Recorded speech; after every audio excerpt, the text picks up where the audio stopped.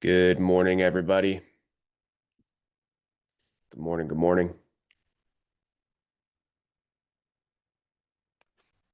Get that guy off there.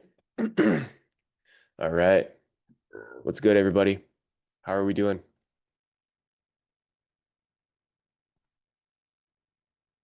Adam, W3, Chris, Billy. What's going on, gang? Hope you're all having a good day so far. Morning, Millet. Happy Friday. It's Friday, right? Yes. I'm not tripping. Happy Friday.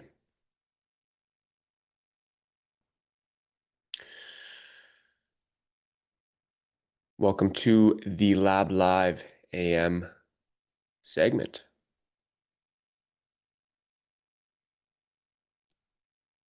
Yes, sir. Party's about to start in 25 minutes. Party is about to start indeed. We got CPI at 8:30. See if we can get some fireworks. We'll let some people pile in here and then we'll get going on the analysis. We've got a little bit of time. I'm also going to just get this out, get this tweeted out. Yes. There we go.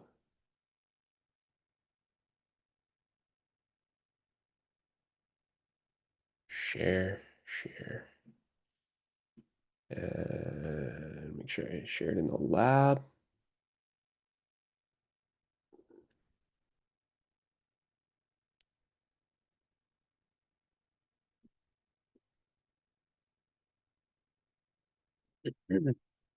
Yes, sir. Party is about to start. We'll see what we can conjure up here.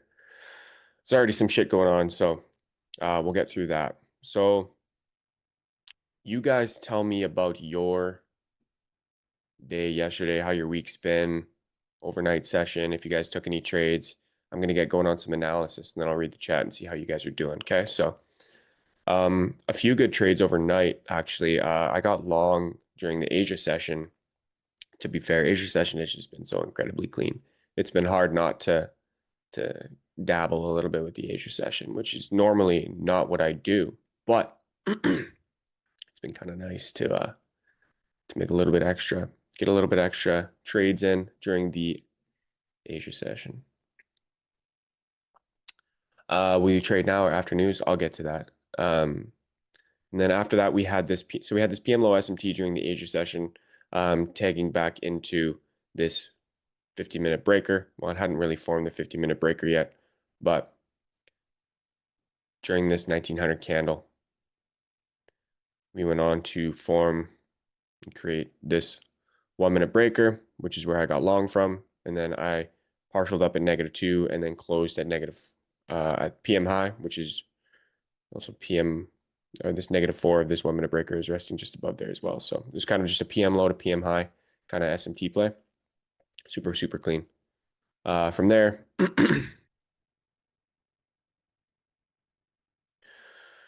there, we had this daily high and PM high SMT with ES and YM. You could see it annotated here in the chart. And then we actually ended up going to create a 50-minute breaker off of that. That 50-minute breaker being the 23.15 low, the 11.15 low here. Closed below it at 12.45. And then that actually delivered straight to -2 standard deviations resting on Asia low. And I don't believe we got any sort of SMT on a session basis, but we did get SMT, I believe, at this low from 1900.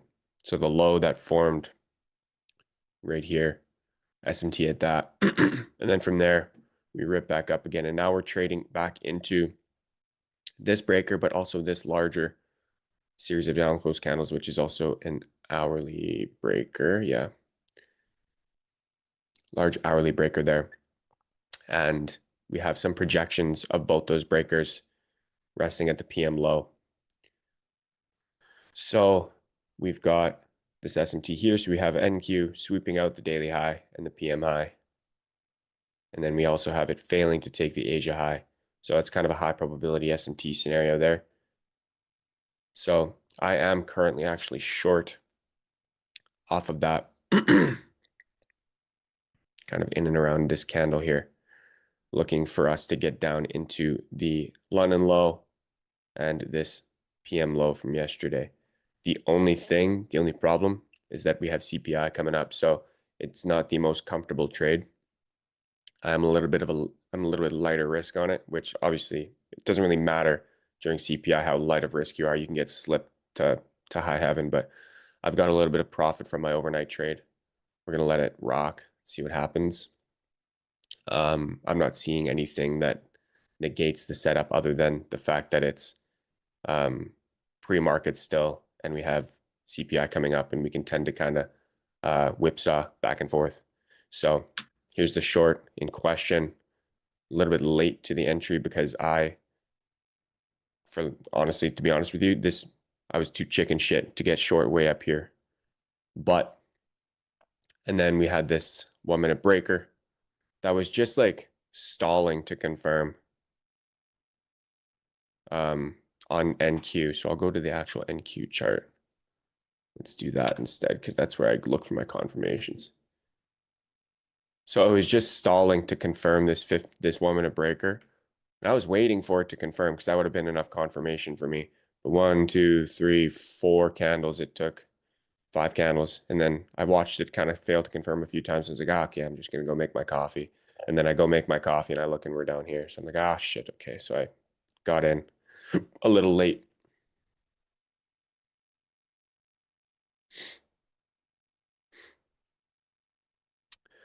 So we'll see. Do not, if you're not comfortable trading pre-CPI, do not trade pre-CPI just because I am. That's my thing. That's my cross to bear. I do not recommend it for anyone because one, it's very uncomfortable, and two, you can get hit pretty hard if you don't have proper stops or if you over risk and you get slipped, you can get whacked out pretty good. So be careful on that, and don't do it if you're not comfy.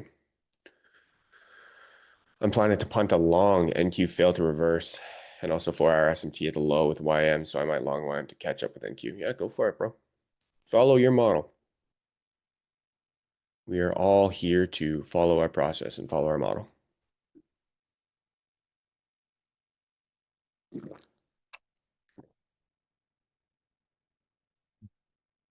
Some places I'd be looking for London low, and then I'd be looking for the PM low, and that's probably where I would be done with it. However, I do love how many relative equal lows we have here and equal lows we have here from yesterday. We have the AM low from Wednesday, but we also have the PM low from Wednesday. We have the London low from yesterday, the AM low from yesterday. Tons and tons and tons of sell side resting here. And I think that'd be just a beautiful target. But that's a little bit of a reach, if I do say so. I mean, 350 points, I mean, all it takes is a little bit of a headline and some bearish sentiment and we can get there quick, but this thing is just so fucking bullish right now too. It's kind of, I guess that's another con. It's like we do have this underlying bullishness, which really doesn't make any fucking sense to me because this ceasefire is not going well. So I don't know. I would have also gone short from that with you, Bray, but it was also late because of a meeting. That's too bad. It's all good. It's all good. I mean, it's still very much valid, but I'm not looking to add any extra or anything like that. I'm hoping we can get down a little further before CPI because it is quite uncomfy to be right at my entry going into a high impact news.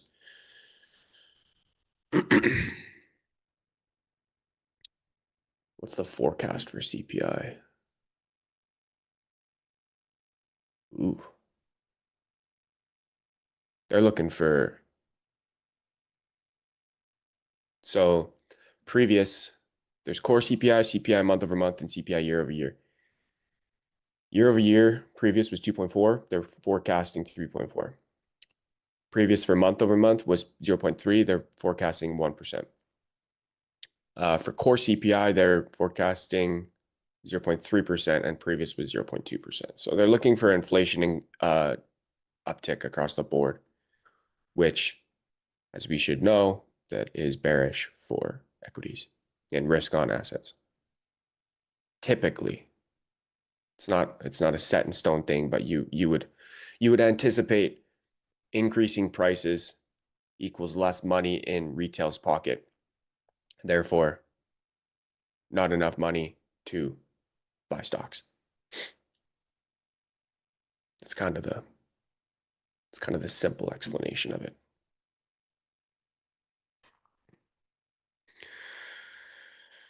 So we'll ride it out here. Alex is joining today too, but he may just be a little late because he was streaming the London session.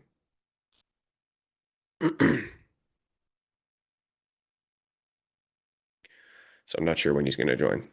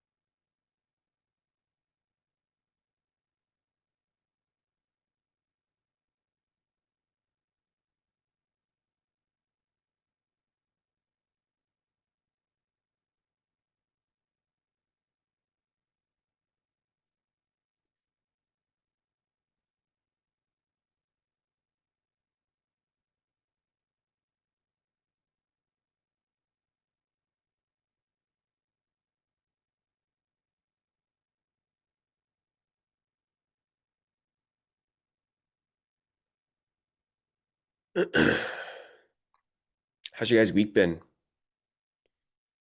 You guys been doing all right? We got a little bit of a big candle here.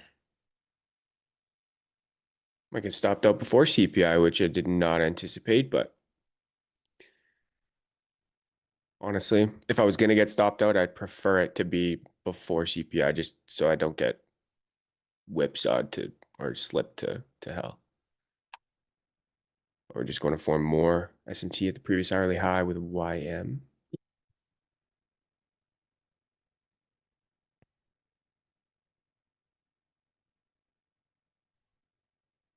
And then if they want to keep riding it higher, then I don't know.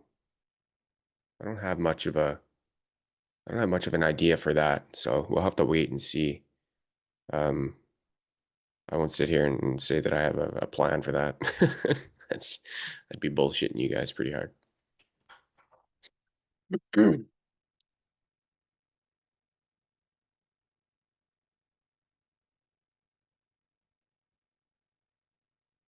just going to be kind of keeping it chill until things pick up, probably around 9:30. Well, CPI will pick things up for a bit, but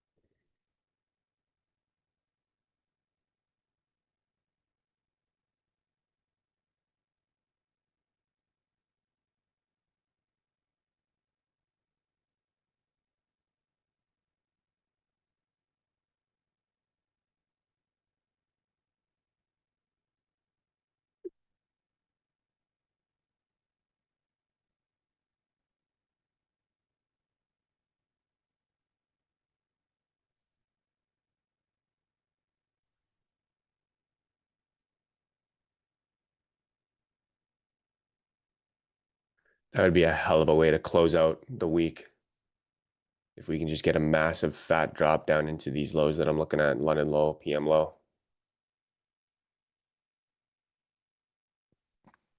I would be a very happy camper. I mean, I'm up as it stands right now without this current trade's outcome. I'm up 3.5 hour, 4 hour on the week. So not bad. I've been like to be so fair, I've been like I've been like stuck in the mud. It feels like I've been spinning my tires. I can't really get on a streak. It seems like a lot of my trades have just been like running and then going back to BE or just like shitty stop outs or like when the good trades are like I'm not capitalizing enough on them. So like I've been slow grinding up. I was in a bit of drawdown in end of February, early March. And then I crawled out of that. Now we're in profit again. But it's just been slow. And sometimes that's just, I was thinking about that this week a lot. Just like kind of that behavioral slippage. We'll talk about it today if we have some time, but that kind of like behavioral slippage of like where your peak performance should be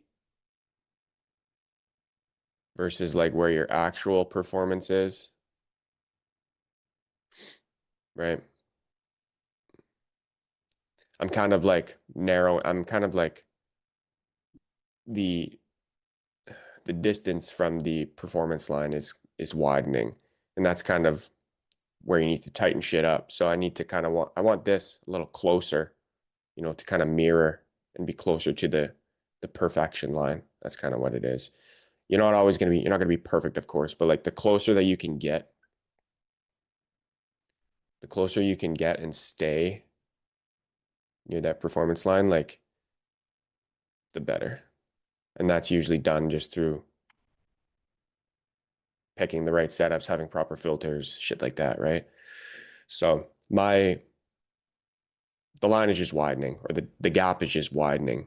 So I just need to, that's why I've been cleaning some stuff up, less frequency, picking trades that I feel very confident in.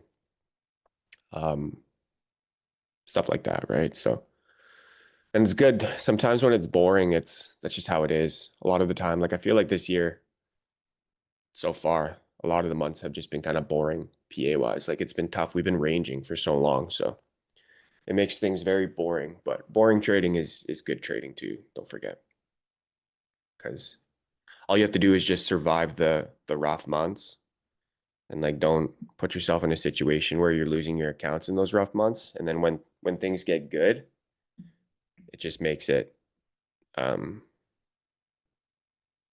you can actually make profit on those good months instead of like trying to claw out of drawdown or get new accounts past because you were a dickhead in the hard months, you know. That's the biggest thing.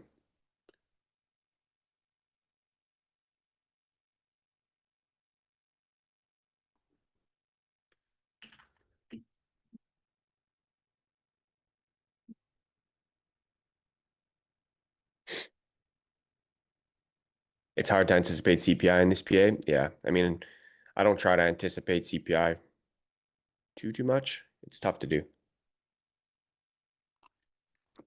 For like for majority of you, it's best to just let it play out. Because there's a couple things that happen, right? CPI, it's gonna do it either manipulates or expands, right? So if it manipulates, then you wait for 930 to confirm your reversal, and then you get short from there, which I'm not anticipating, which is well, I'm not anticipating. It's what I don't want to see, basically. Or it expands. And then all you do is you basically just capture continuations. So you're going to be just kind of operating in and around here or somewhere in this expansion range there. That's usually how you can play it. You don't have to get in before to capture the move or nothing like that. It's just my model printed prior to CPI, so I just take it. That's all it is. There's no secret method.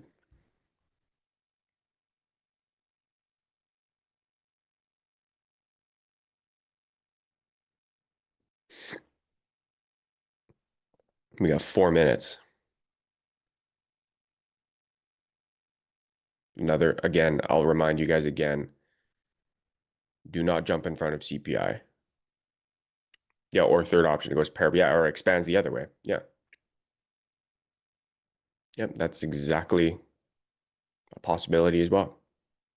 And then we capture continuations to the upside.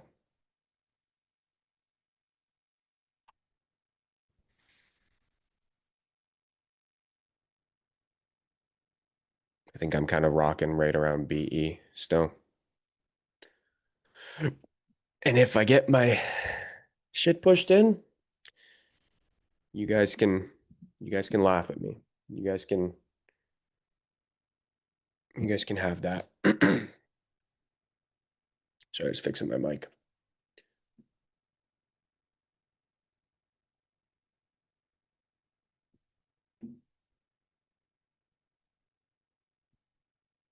But it's always a little uncomfortable trading CPI.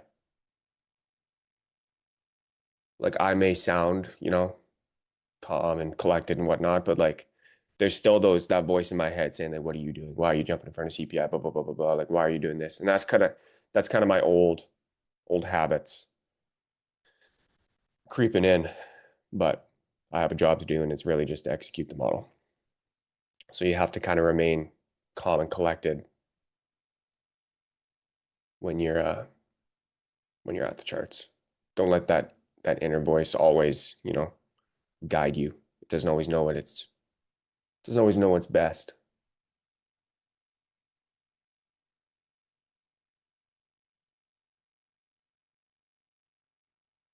What's the best prop firm I'm using? I mean, there's a lot of good prop firms. It's really all up to you based on what you want, what your goals are.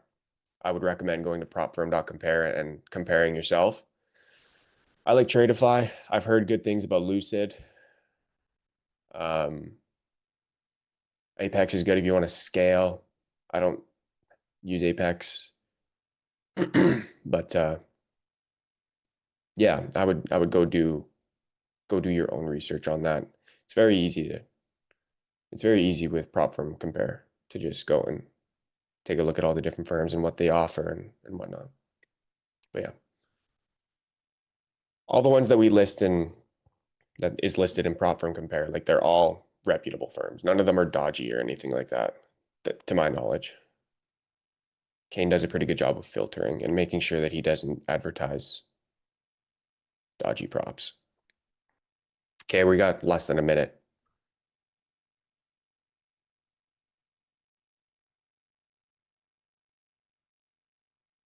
It's looking kind of bleak, I won't lie.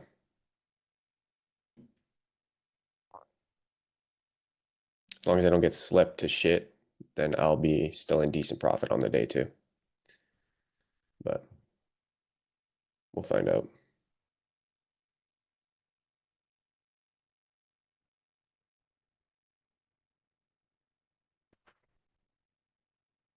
That third option might be occurring. Oh yeah. Before the candle even occurred.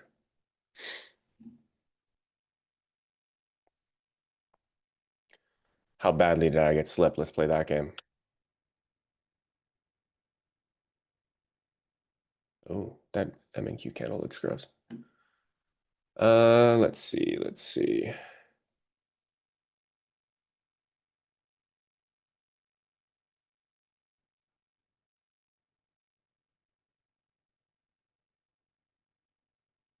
Oh, I got knocked out right at.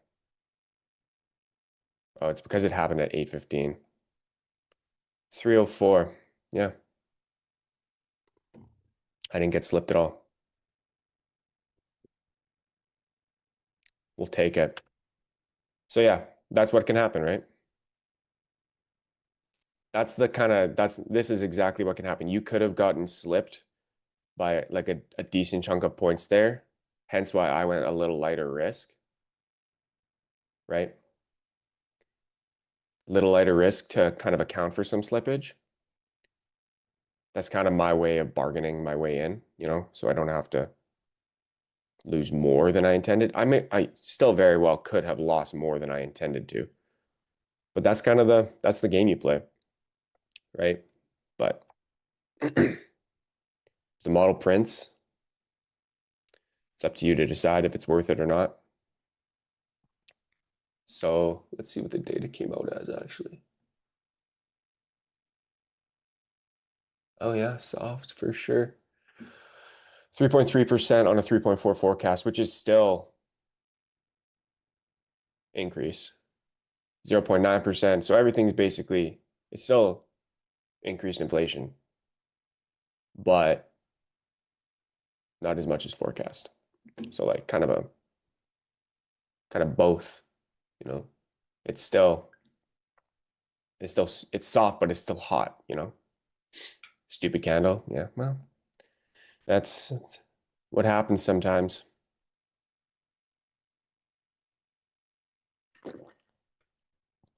I'm actually gonna check to see where I'm at on profit on the day. I just want to hide my screen for a moment so I can see. I don't want my account number popping up. So still up 1.5 R on the day. 3.3 is quite high. Yeah, it is from 2.4. It's just soft because it was forecasted 3.4, but it's still hot. Like it's still high, So it's kind of like some people might look at it and think like, oh, like that's soft, like it's bullish, but like it's still high. So we still have this daily high SMT and PM high SMT with YM. ES has now taken out its previous daily high and PM high.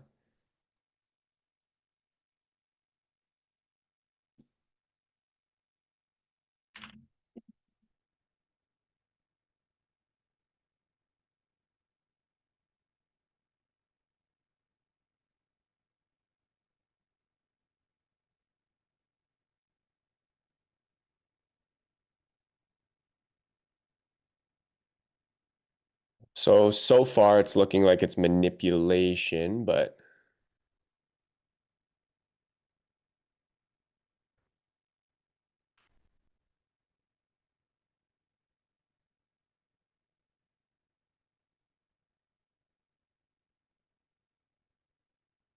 so now we just wait, right? Because we're too high up to buy it, and we don't have any short confirmations anymore.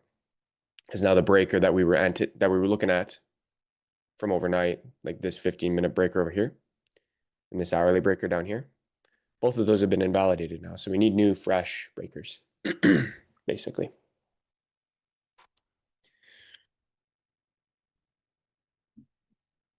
Sorry, my hat's bugging my head. It's a little tight. Trying to break it in.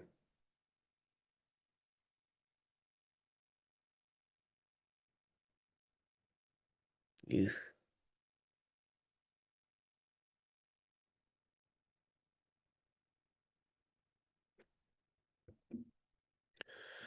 How big is that breaker?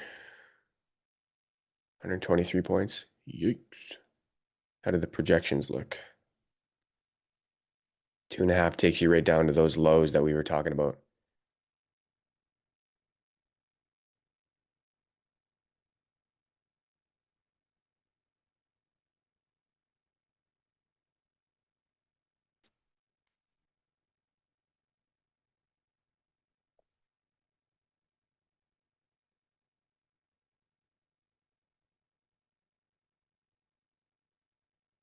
Let's see where oil USO is at.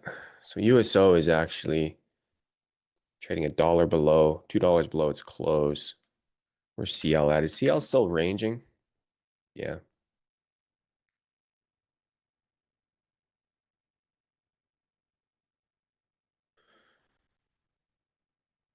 I might be holding my calls into the weekend. I don't even think my calls are in the money right now, to be honest.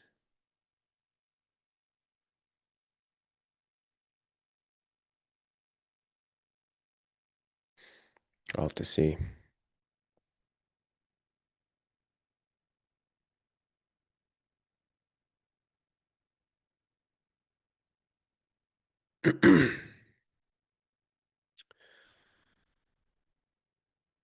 What is March CPI inflation rises to 3.3% below expectations of 3.4%. Core CPI inflation rises to 2.6 below expectations of 2.7. CPI inflation is now up to its highest level since May 2024 amid the Iran war. Fed rate cuts have been priced out for 2026. U.S. energy inflation surged 10.9%, plus 10.9% in March 2026 amid the Iran war, marking the biggest monthly jump since 2005. Wow. Wow, wow, wow. I'm going to check the Fed Watch tool. Oh, there it is.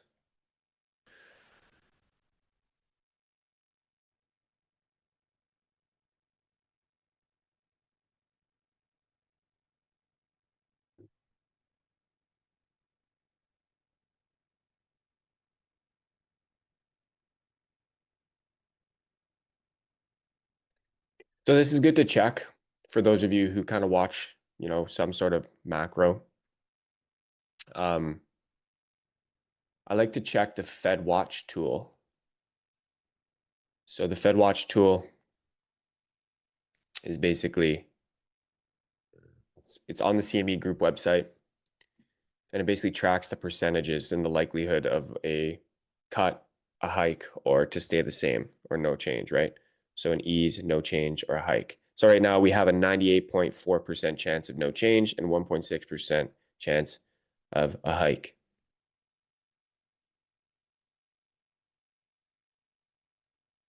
And like a week ago or a month ago, we had a 13.6% chance of a cut, an 86% chance of a no change, and 0% chance of a hike. And you could see kind of as the trend is gone.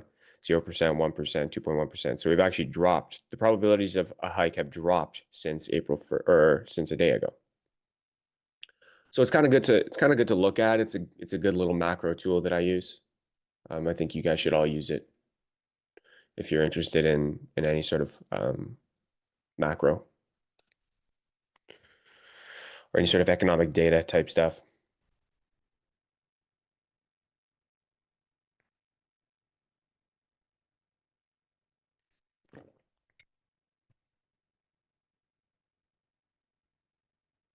Can I repeat the name of the tool? Yes, I'll type it in chat here. It's the Fed Watch tool on the CME website.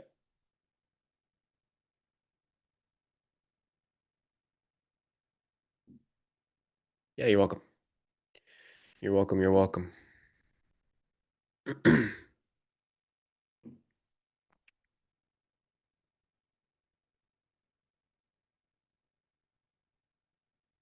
Okay. We'll check out some other markets too before 9. But in the meantime, if you guys would be so kind, please drop a like on the stream. Subscribe if you haven't already. Helps us out a lot. Lets us know that we're doing the right thing. All of this is completely free. We used to charge for all of this stuff. And actually now the quality of everything is better. We have all these overlays. We have everything. So it's all for free. We're looking to take over the space.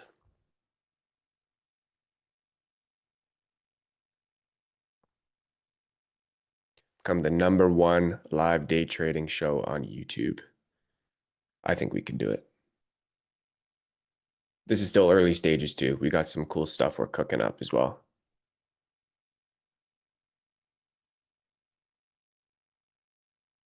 I believe today is giveaway day. Well, if it is, it's news to me.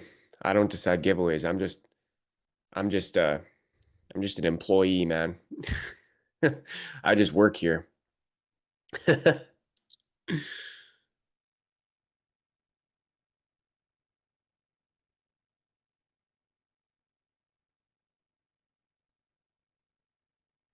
We will do giveaways though. That's not out of the question. But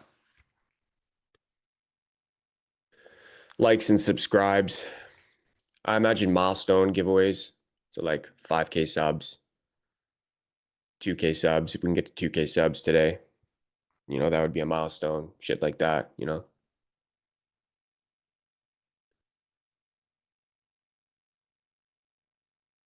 Viewership milestones too.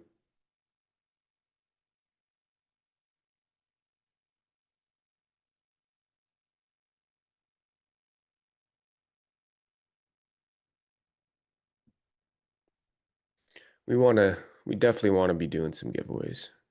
They're always fun.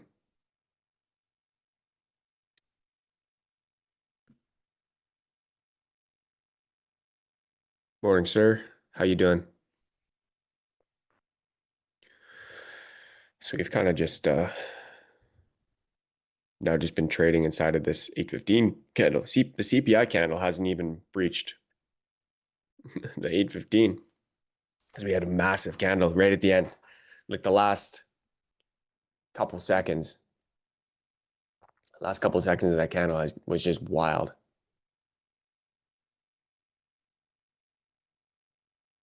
Let me hide this. Hide floating meeting controls. There we go. Shit. Bitcoin, I guess. Bitcoin's still catching a little bit of a rally off of this consolidation here. I don't know if this is the low. I'd like to see manipulation. That's just my analyst brain. But buying down here is what I've been doing. We'll probably buy more today, to be fair. Just accumulating long term for the next bull run. So Bitcoin, I don't have a ton of analysis on it other than we're just consolidating after the expansion lower. Gold.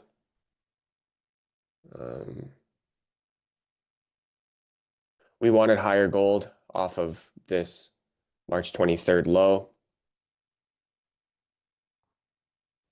And that's been the case. So we expanded higher last week. And then this week we retraced back into this gap on the daily, tapping back up into this old previous daily high. If you look on the hourly, clean market maker, sell model retracement into standard deviations. Then we kind of consolidated here.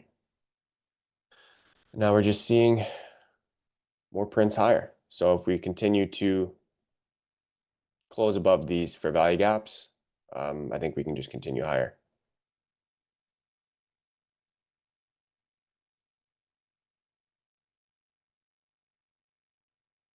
Oil also is like, we kind of formed this bottom and now we're just trading inside of this range. This was all just news manipulation. This is from the ceasefire deal.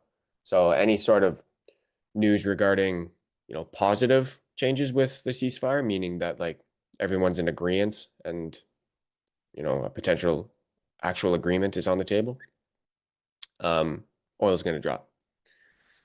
But if things continue the way that they are with breaches on both sides for the ceasefire, Israel, for example, not wanting to include Lebanon in the ceasefire agreement, and Trump saying that Iran better not be charging a toll fee at the strait per ship, or saying that he doesn't want to let them have their uranium enrichment process.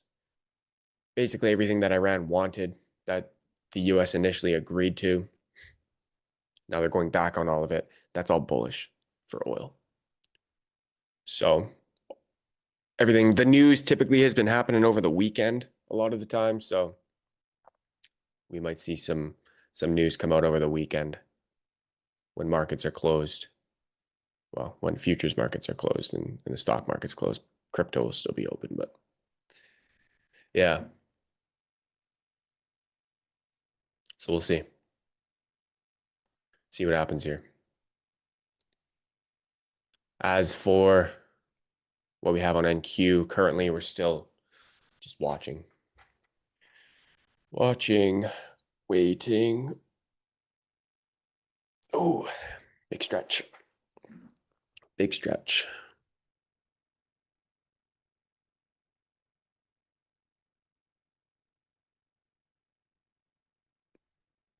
Canadian economy added 14,100 jobs in March, in line with expectations, with jobless rate at 6.7%. I got to start keeping an eye on Canadian economic data some more,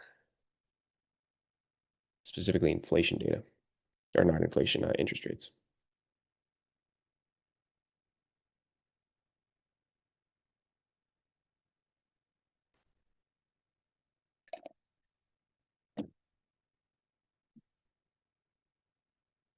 Do you guys have a forecast for today? I know someone, Oblivious Cat, was looking for for buys. I am now kind of sidelined, not looking for anything too specific. Waiting for more information. What's my bias? Currently, at the moment, I don't have one.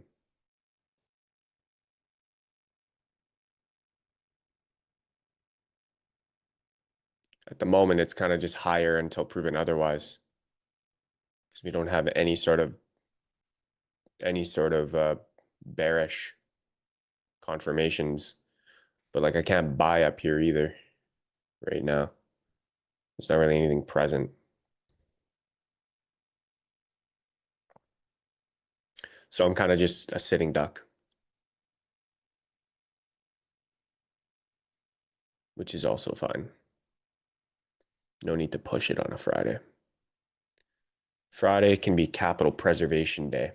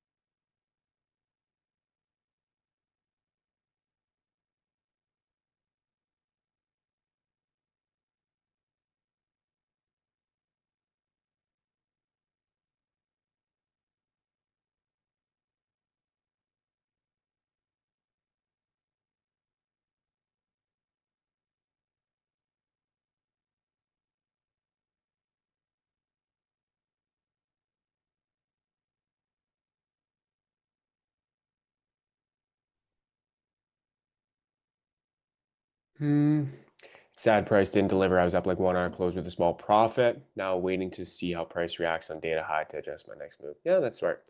Too bad that it didn't give you much more. But yeah, it's best to just sit. Best to just sit for me right now.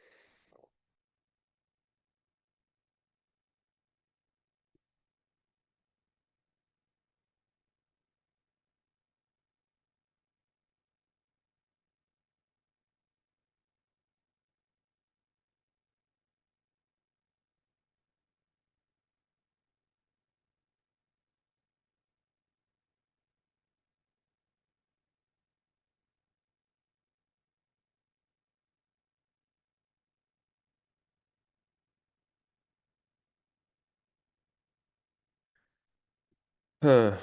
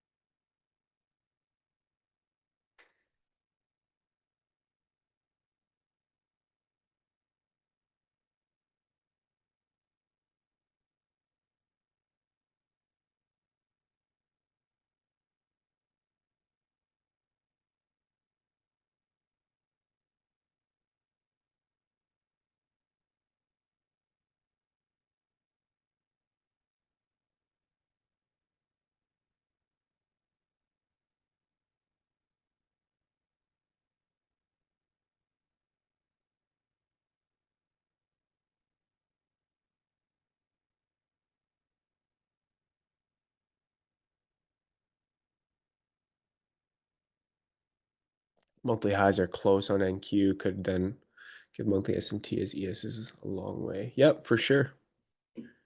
Definitely could.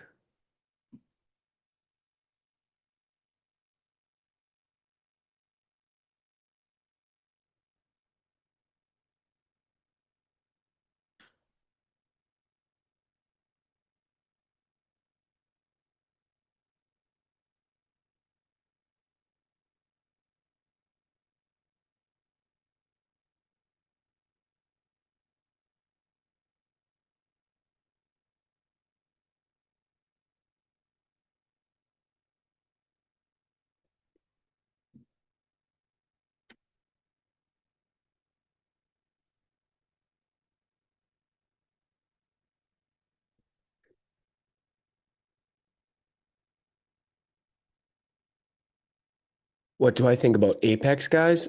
What do you mean? Like the guys who run Apex?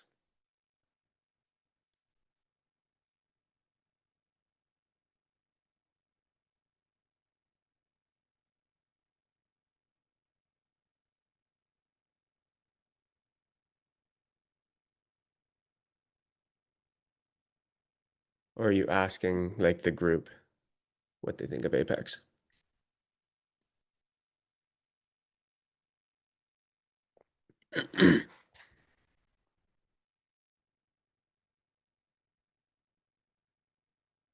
I mean, I know lots of people that have made a lot of money from Apex, so I don't think there's a solvency issue there.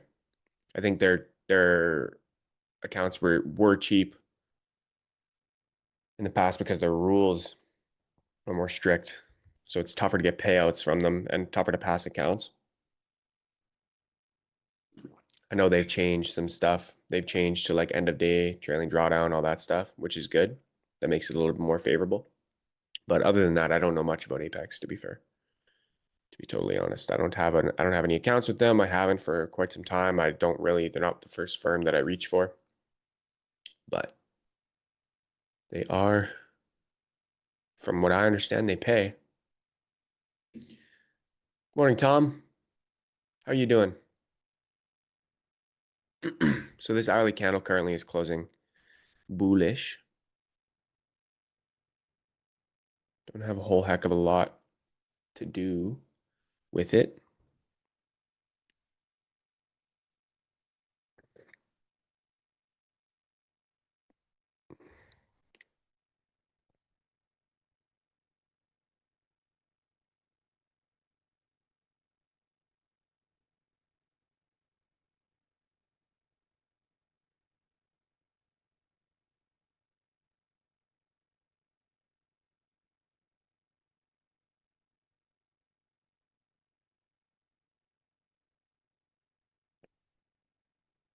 Not much for me this week. I was at a trade show in Paris focused on human resources. Okay, cool.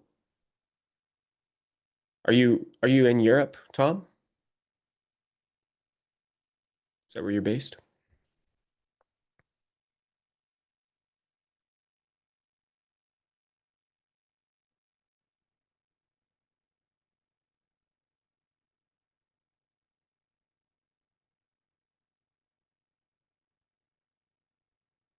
Oh, you live in France. Cool. Cool, cool.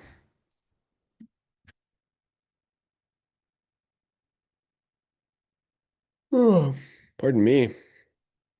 Big yawns.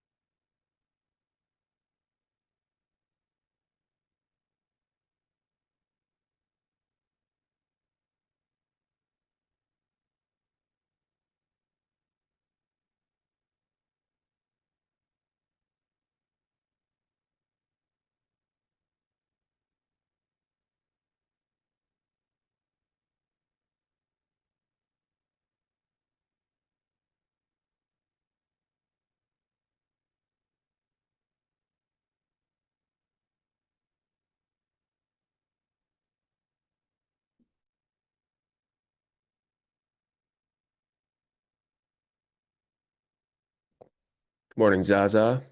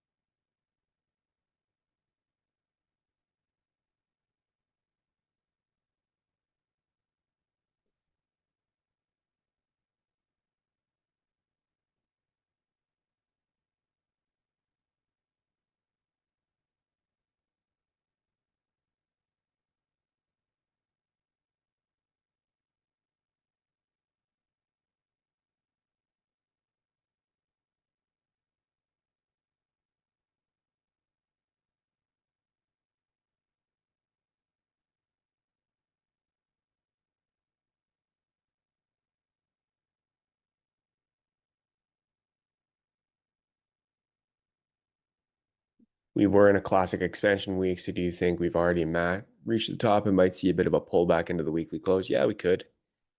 We definitely could.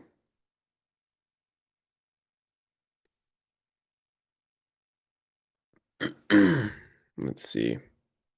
I mean, as far as that's not a breaker. So we've met -2 standard deviations of the hourly breaker from Tuesday. Just met it, I think. Yeah. So there's that.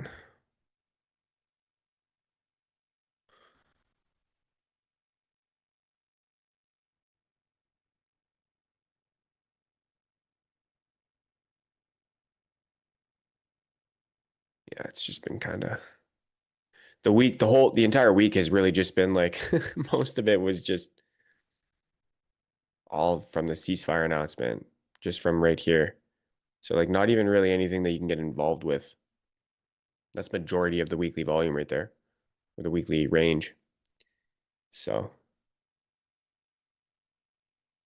yeah, there's been some good trades in between, just nothing massive.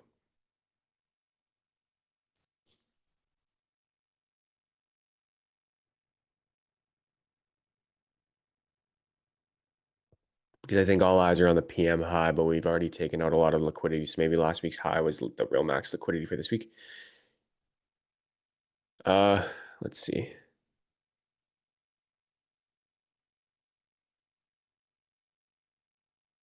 Yeah. I mean, last week's high was here.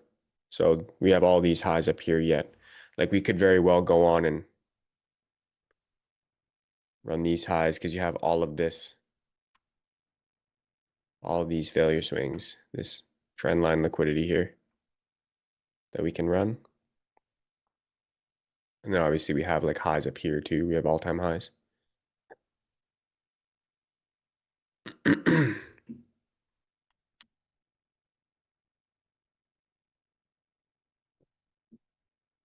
That's a little ways away yet though. 400 points just to get to those highs that we marked. Hourly closed bullish above the high of day. Still a pretty big wick.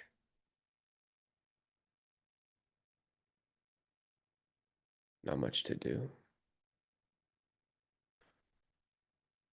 We're at 9 o'clock now. Let's see what the 9:30 open brings us. That's what I'm waiting for. Some sort of information or along those lines. Around that time.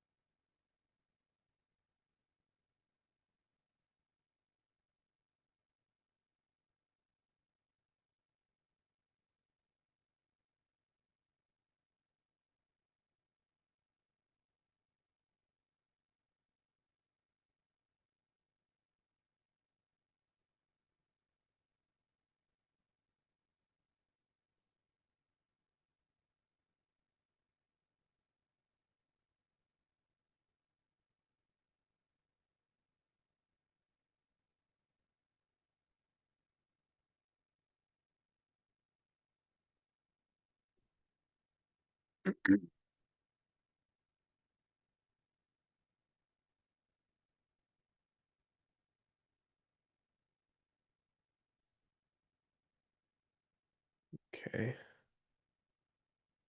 Oops. Yeah, not too much to do or say here, gang. I wish I had more for you, but we're kind of just stuck again in this waiting game. We still have 9:30 open to come, so like there's a lot of stuff that can happen. It's just right now we have to sit and wait. But I'll tell you what, I might go take a little bathroom break here, and then I'll be right back. So give me like a minute, 2 minutes. Be right back.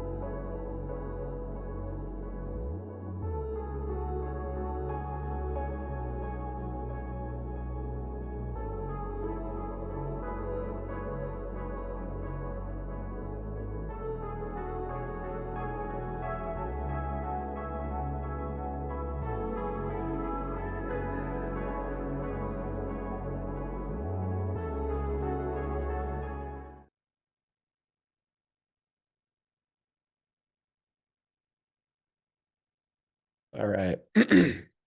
Thank you for that nice little intermission break, producers, Mr. Graham.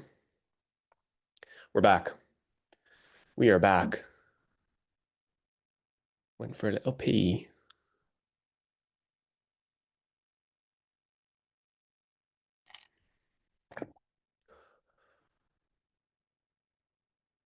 So to catch you all up,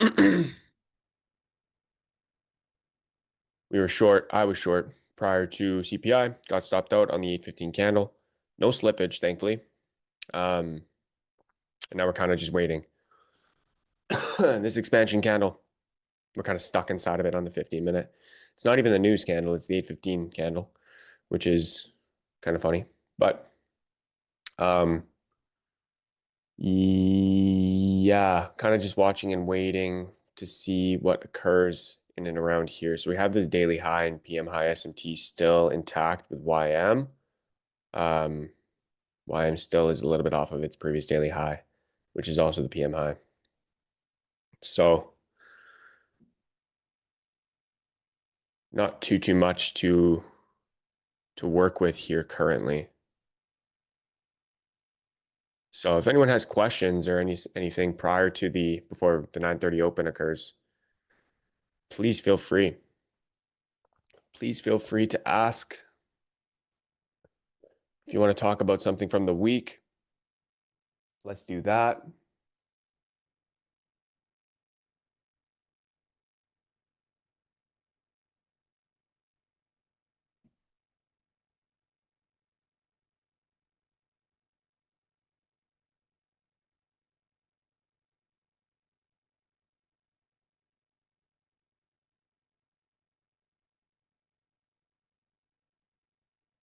Would love to hear your questions.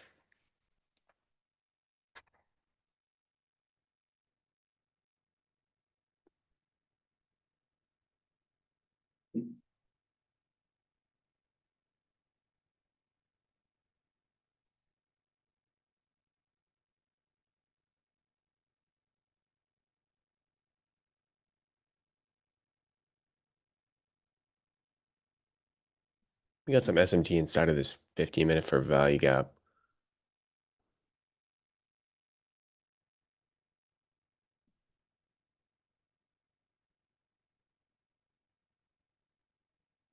Nothing, no breaker confirmed or nothing. This is really just going to be a messy old candle.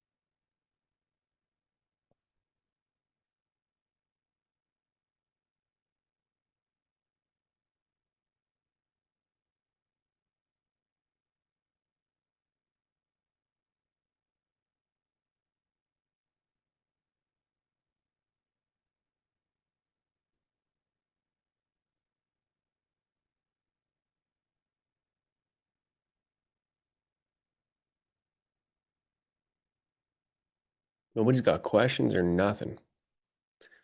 Makes the stream go by a lot smoother if you guys have any questions. Because I don't have much to talk about on the charts currently. I'm running out of ideas. Running out of ideas. I can only yap to myself for so long, you know.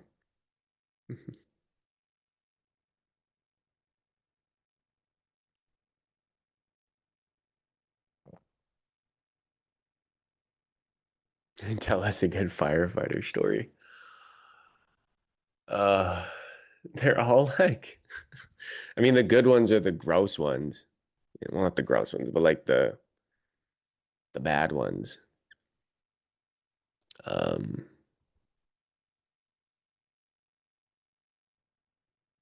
what's even appropriate?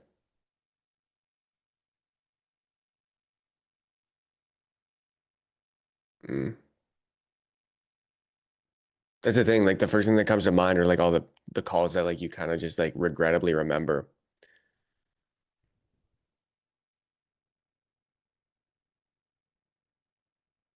Just make the ones that just like make you question the world.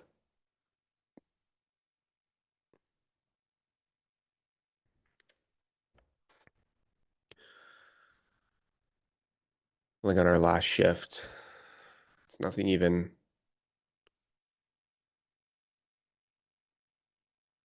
crazy, but just like makes you wonder why people do the things that they do. Like we showed up, we went to a vehicle accident, and like it was in a Best Buy parking lot.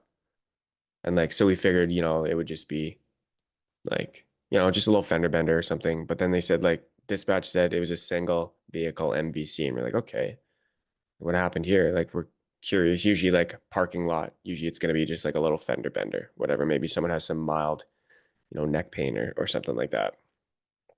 Um, but like we showed up and like this car was absolutely totaled.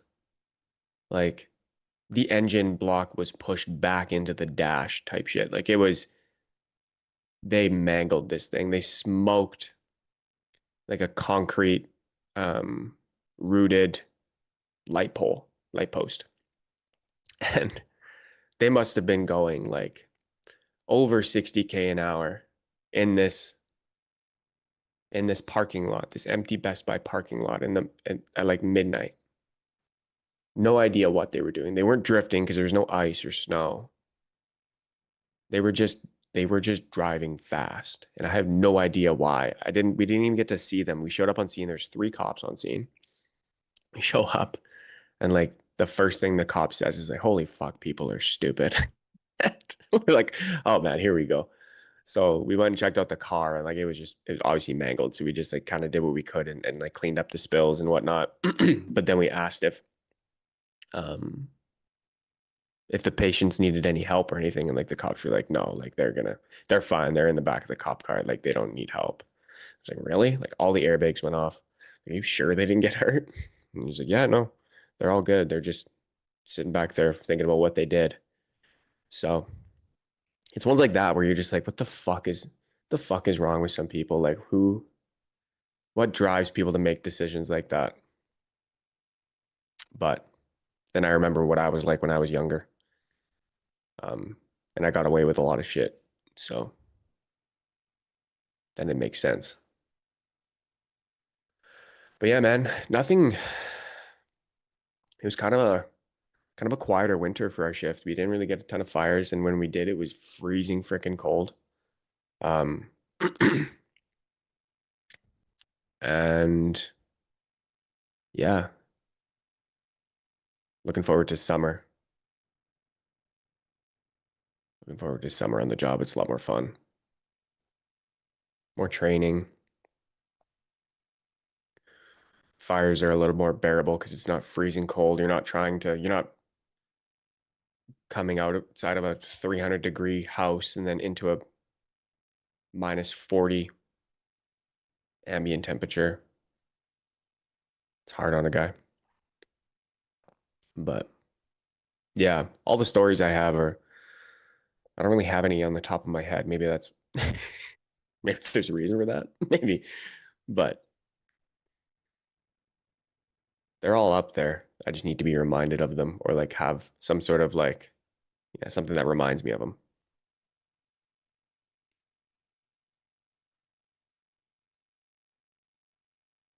But yeah, I won't sit here and tell you like about some of the like rank ones because those are the ones you remember. But like, I'm not going to sit here and talk about them because well, some people might be uncomfortable to hear them because like it's not really meant for everyday civilians to see.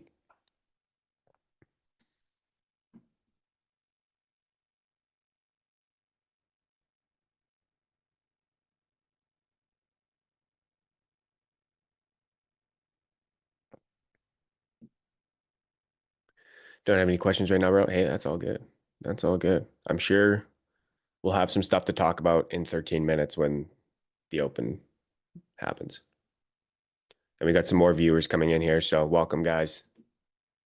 It's been a quiet morning so far, aside from CPI. Looking to see if we can maybe get some sort of action to potentially the downside. Like that's what I would be most interested in is to see us close through here. That's kind of what I'm watching. Otherwise,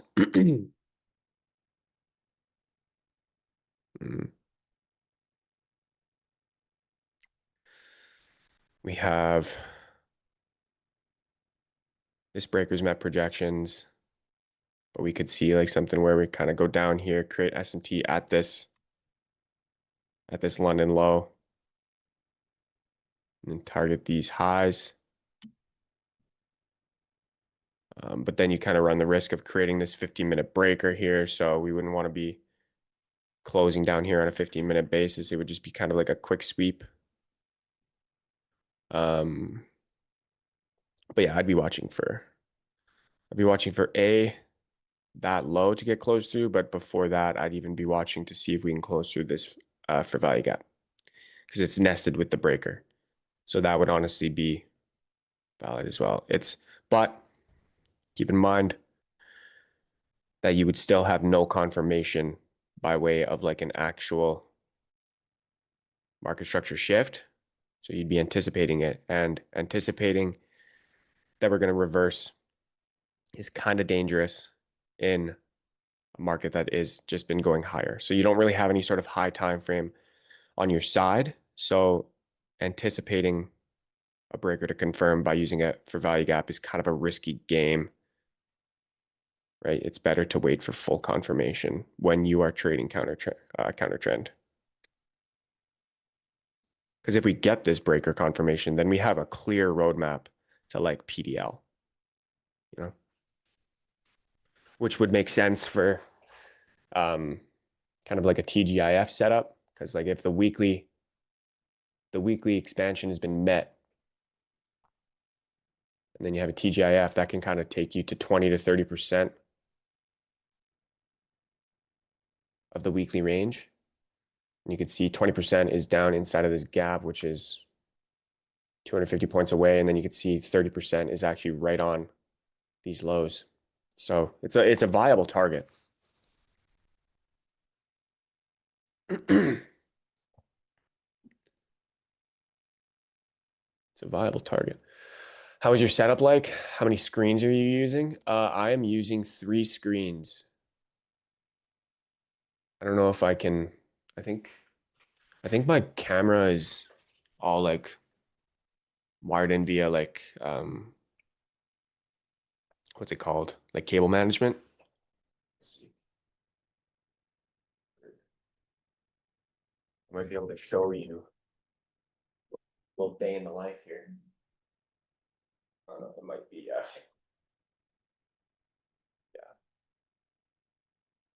I think it's not. But yeah, I got 3 monitors. I can't take the webcam out.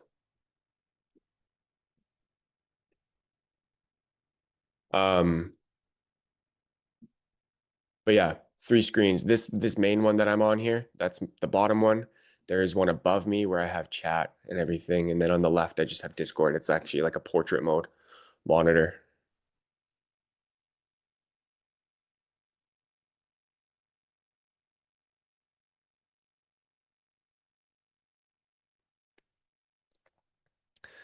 I've got one. Our breakers technically CISDs, but not all CISDs breakers. So yeah, that's kind of the idea, right? So CISD is kind of like your order block formation. So, for example, if we were to close, so this orange line is going to be your breaker, right? Closure below that on a 15-minute is going to be your breaker confirmation. Closure below the body of the up close candles is your change of state of delivery. So if we close below here, but not the breaker, then that's your change of state of delivery. That's an order block formation. That's not a breaker, right? But if you close below here, if you have the breaker, you have by default the change of state of delivery. Because the order block comes before the breaker, right? Because for every reversal, you have these 3 things, right? You have like a liquidity sweep or turtle soup, if you want to call it that. So you have your liquidity sweep first, then you have your OB, then you have your breaker. You sweep liquidity, then you create the OB via closing below the up close candle body or a series of up close candles bodies for a bearish OB. And then you have the breaker. Those 3 are in sequence of a reversal. And then obviously inside, like you're going to have like typically with the OB, you'll also have like the IFVG, but IFVGs aren't a static part of a reversal because there's not always going to be an IFVG present on the time frame of that reversal. It's not always going to be there. It's an added confluence if it is, but it's not always there. So it's not a static part of a reversal. And then you'll have breakers, but you'll also have sometimes a retracement into OTE as well. So like breaker and then retracement into OTE for further expansion. And that occurs on every time frame. So if you look, let's go back. Let's go back real quick. So let's take this short example from the Asia session, okay? So first off, so we have this previous daily high and PM high SMT. So there's number 1. That's your liquidity sweep.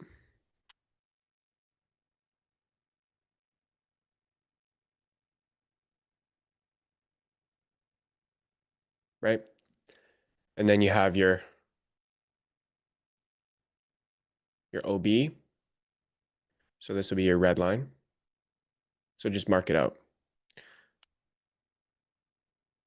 Middle right, 12. And then you have they're right next to each other, which sometimes occurs with the OB and the breaker.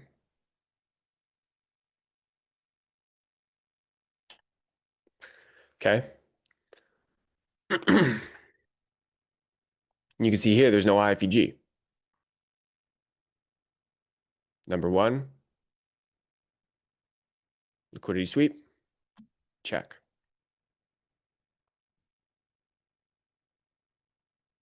OB, but no breaker. So you have your OB now, check. There's phase number two. Then you have your breaker, right? Now, you get a retracement into it. You use the standard deviations of the breaker that you're trading. See if it lines up with any liquidity. -2 lines up with Asia low.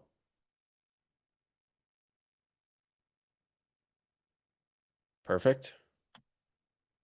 There's a good target. And oh, fuck off. Remember me mentioning OTE sometimes? I wonder if this is OTE. I don't know if it is or not. Not quite. OTE would require a little more. But so you don't always get that either, right? You don't always get the IFG. You don't always get the OTE retracement. That's fine. But yeah, then you've got your reversal sequence, liquidity sweep, or turtle soup, OB, breaker, reversal. Happens on all time frames. It was even in this long here too, right? So we'll look at this quickly and then we'll go to the open.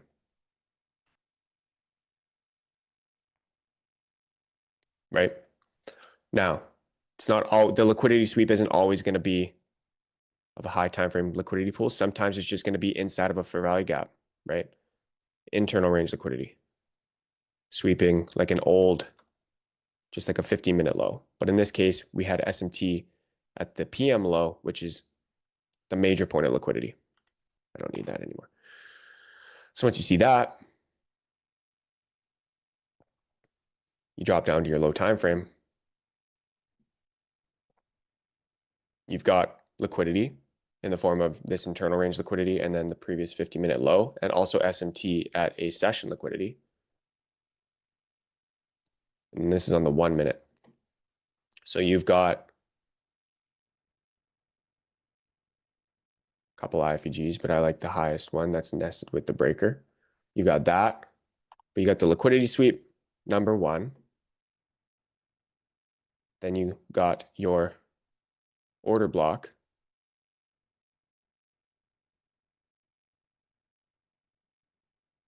Number two. And then you have your breaker block, number three.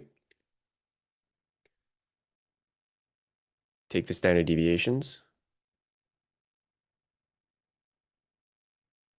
You have a valid reversal because you have liquidity, SMT, order block, breaker. You have all the sequences, right? -2, -2.5 is resting inside of these like relative equal highs up here. Good partial area. Then you have the PM high. And then you have -4 standard deviations. So you can target initially here, here, and then here.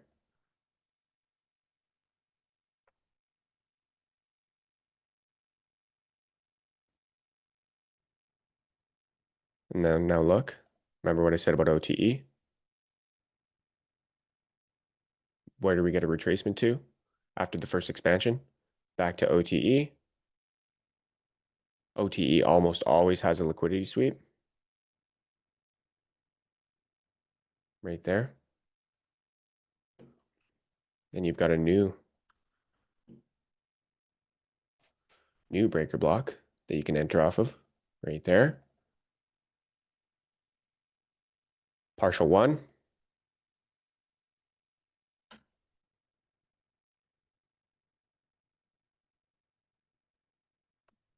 And then straight to -4. This was my long from last night. So you have that too. That's how reversals form. That's what happens at every reversal, whether it be a 1 minute or a 15-minute or what have you. So I hope that answers your question.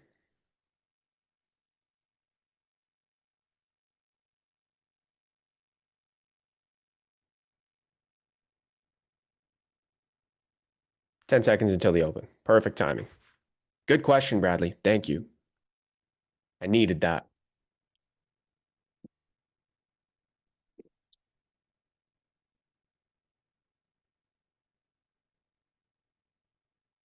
There's the open.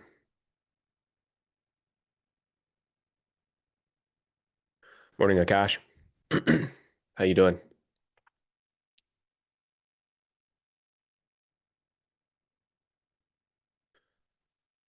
We've got nothing going on currently. YM is taking out that 9 a.m. low.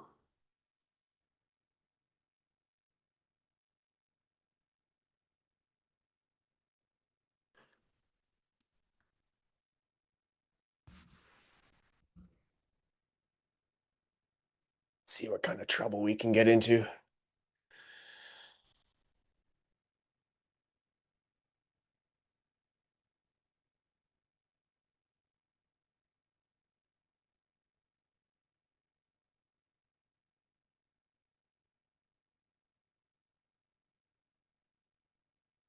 Gonna be watching this high here.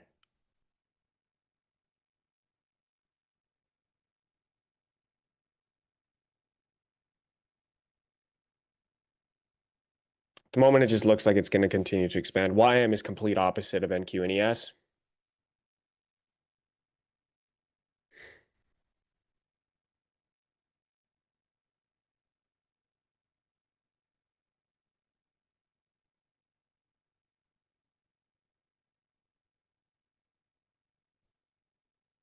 We've got some previous hourly low SMT with YM.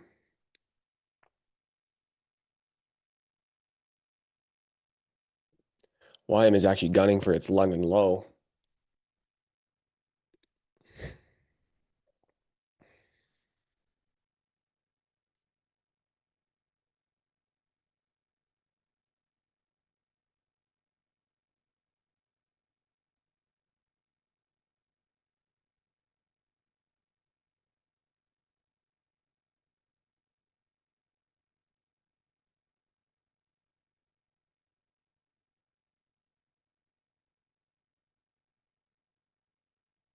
Yeah. Okay. YM is doing exactly what we wanted NQ to do.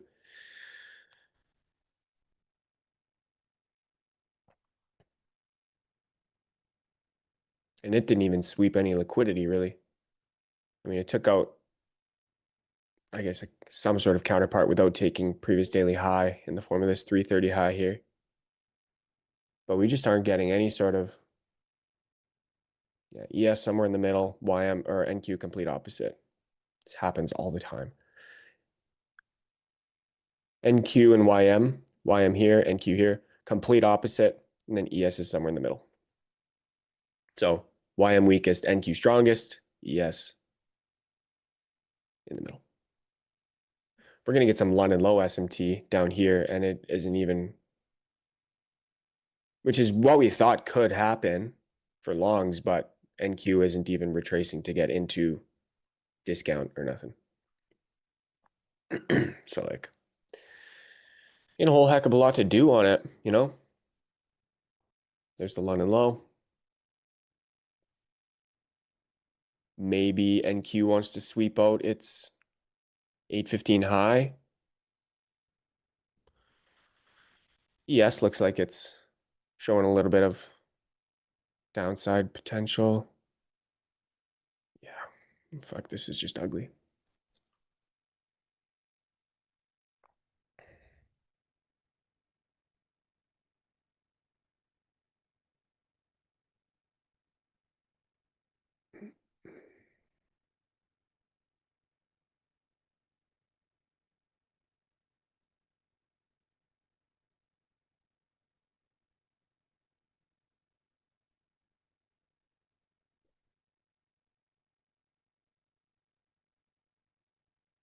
Just got to remain patient here.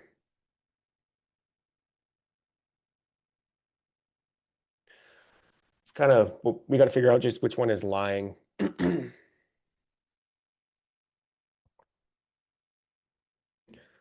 Is it ES or is it NQ or is it YM that's lying?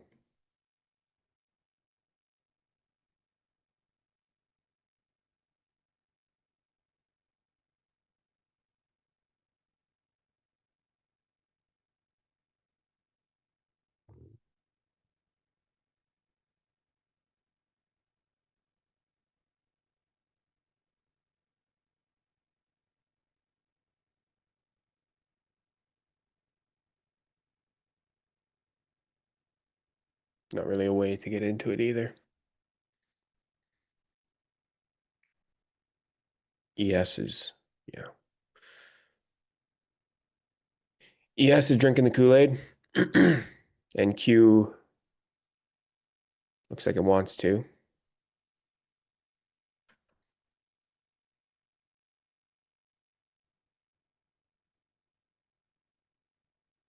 Mm-hmm.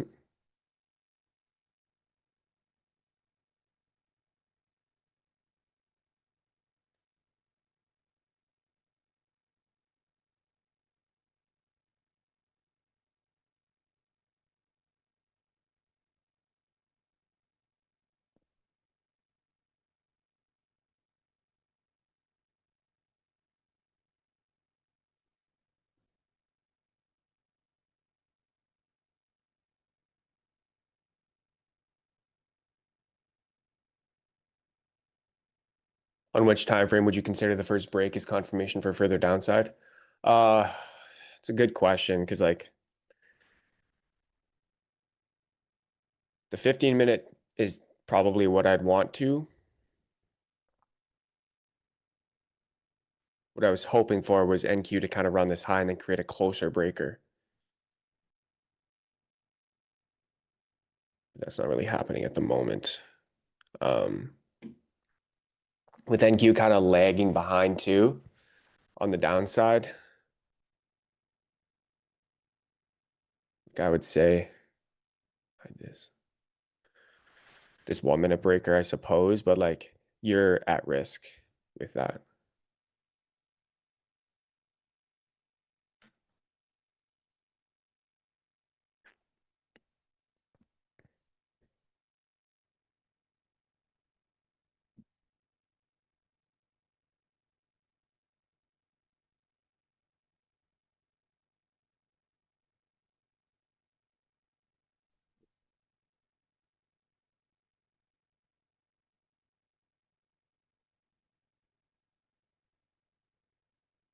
Yeah.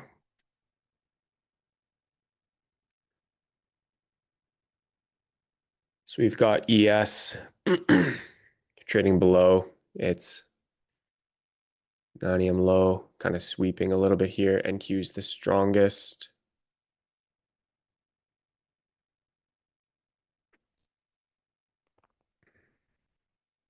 Might just continue to rip here, to be fair.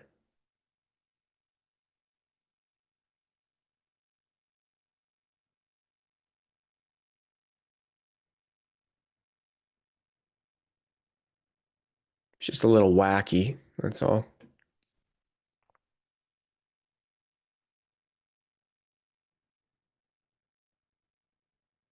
After this long month of choppy PA, I won't trust the A+ setup when they show up now. Yeah, that's it's a very real thing. The markets can make you feel very like can make you lose trust with shitty PA. And it takes a little bit to get that trust back.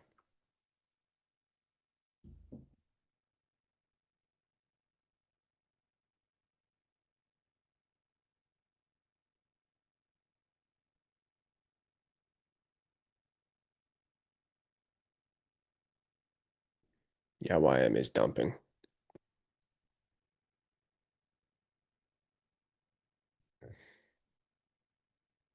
ES trading back into its 1-minute breaker. And Q still has yet to confirm it. I want shorts, but like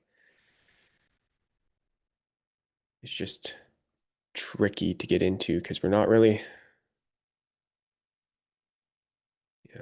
going anywhere unless this 4-hour forms a really nice swing. If we confirm this 1-minute breaker, that might be something I'm interested in, to be fair, but it's, yeah. It would again be anticipating that the 15-minute confirms. I might just wait for the 15.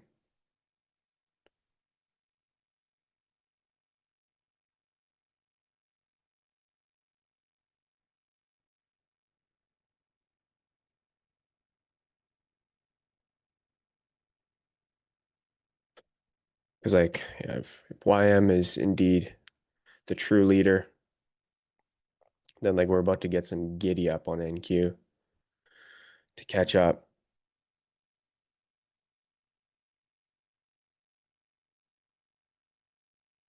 But I kind of need some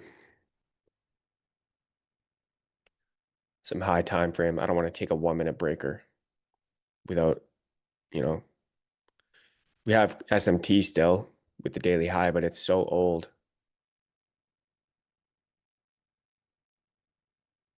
And we have this London low SMT here.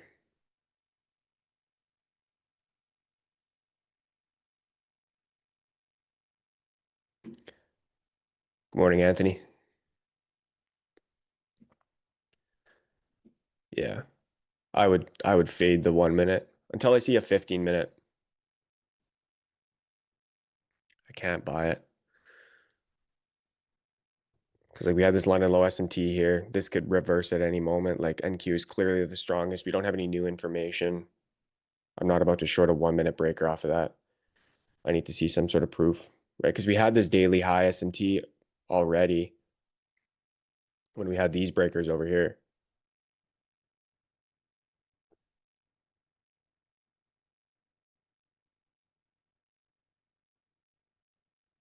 I would be really bearish if at least one index had taken data highs, but I don't really trust the 15-minute bullish gap could make us go take data highs and then go lower. Yeah, that's kind of what I was looking for too, Artur, is to see us take.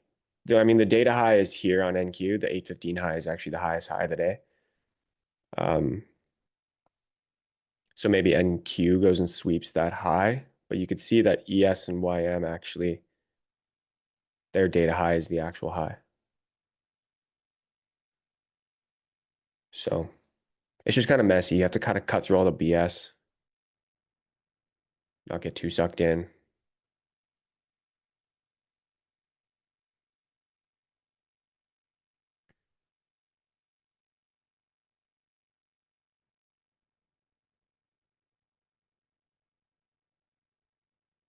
And like upside targets, I don't know, man. It's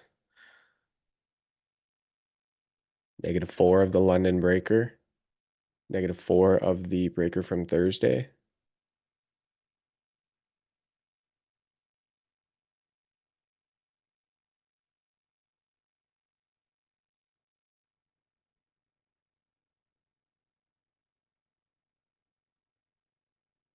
Yeah. Choppy. Choppy, choppy.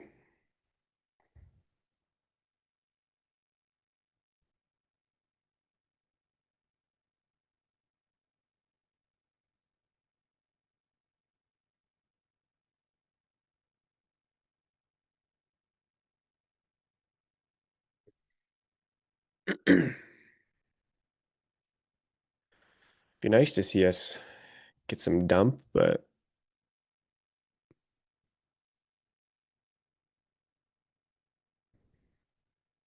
could be nothing. Could be nothing.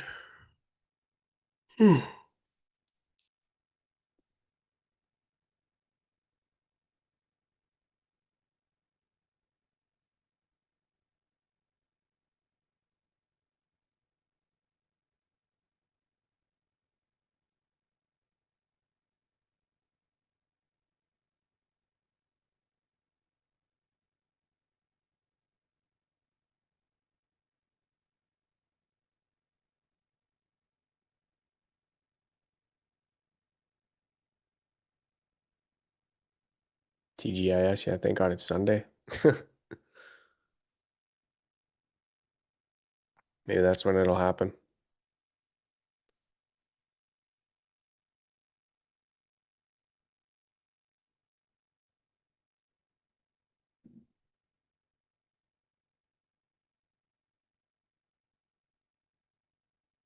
Man.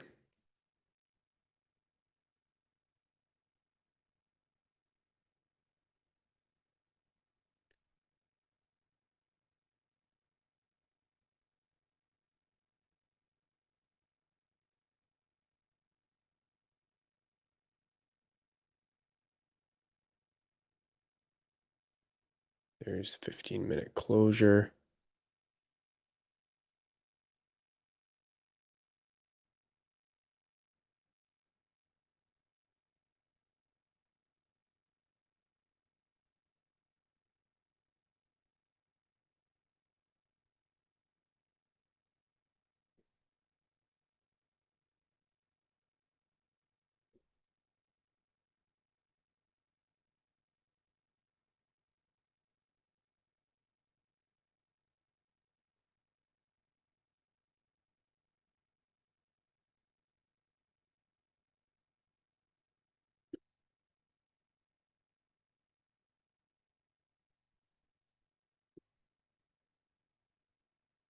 Yeah, wait until 10 is probably going to be your best bet.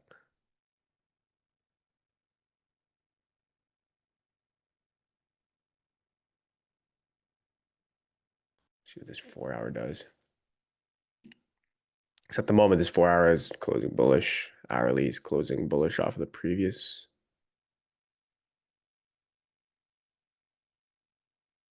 Yeah, don't get caught up in this range.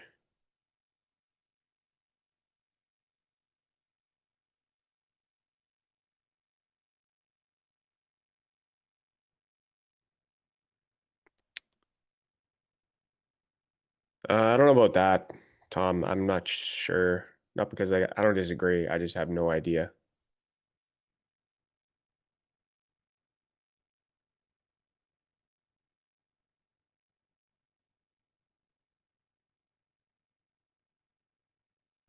I think we're just in uncertain times as a whole.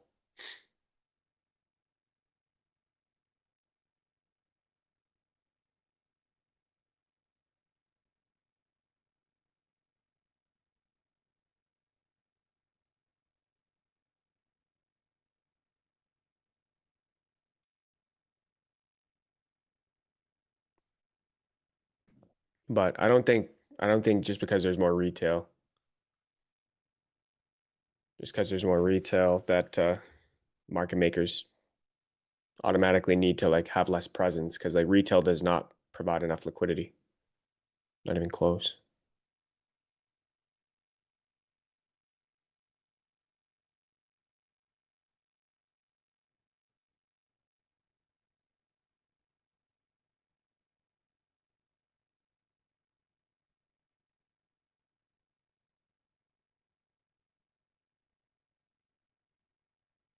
Because like last year, March,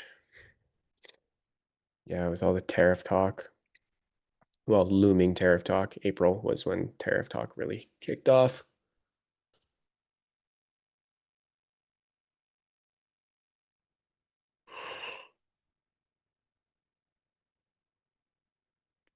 Now we've got ES joining along for the ride.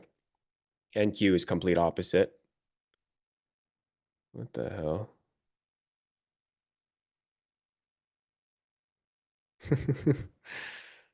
And YM is going to tag our target before NQ even reverses. What a dog shit asset.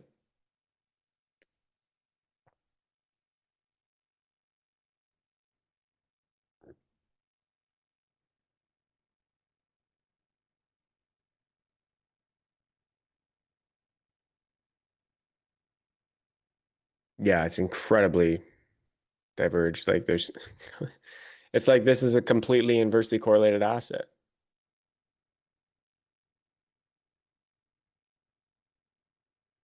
Like what the hell? What's keeping the market up on NQ or what is pushing these markets down on ES and YM? There must be something that isn't tech related that's pushing shit down.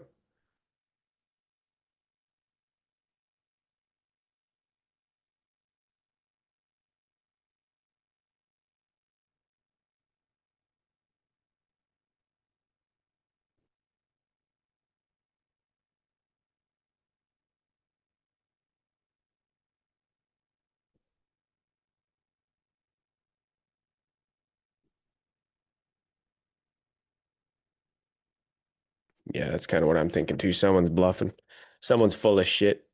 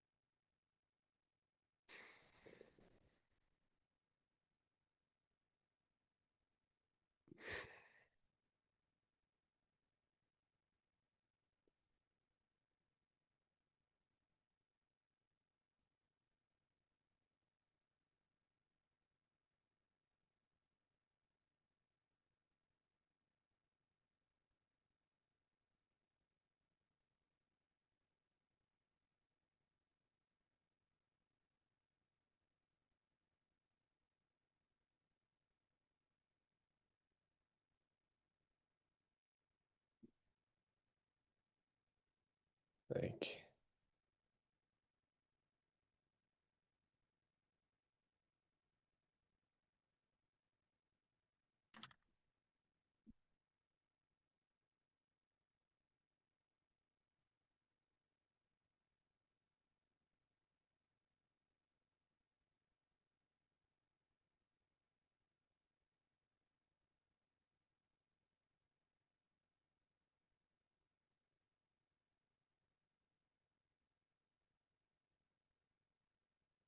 do I watch soccer? No, I don't.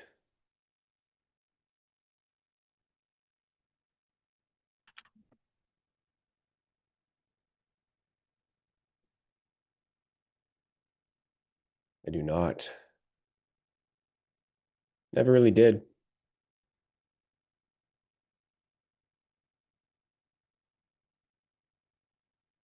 That 300 level holding for dear life on NQ. Yeah, you ain't kidding.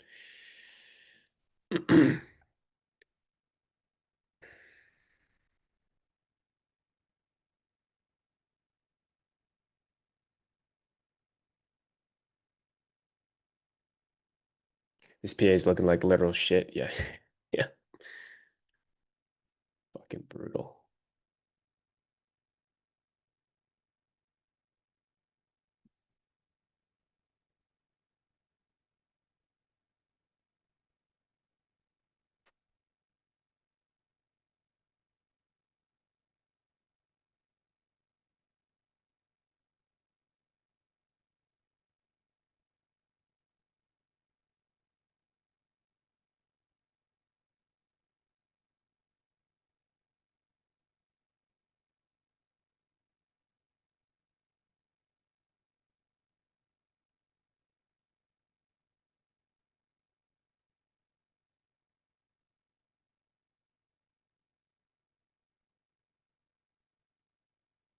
This might just be fucking longs here. Who knows?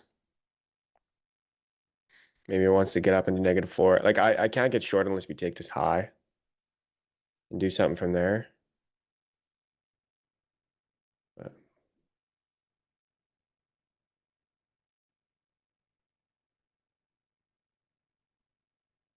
yeah.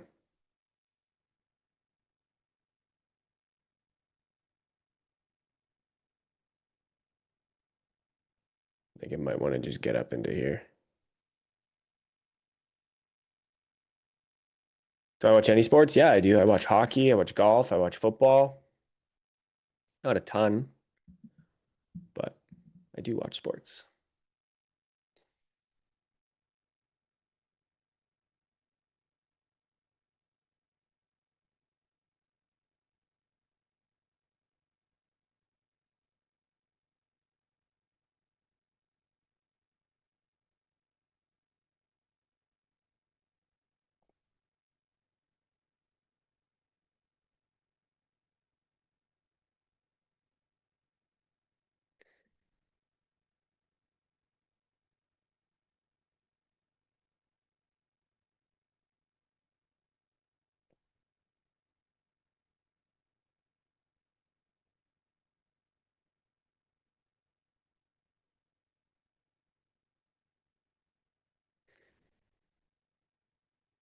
ES looks like it could be a fucking better long than NQ.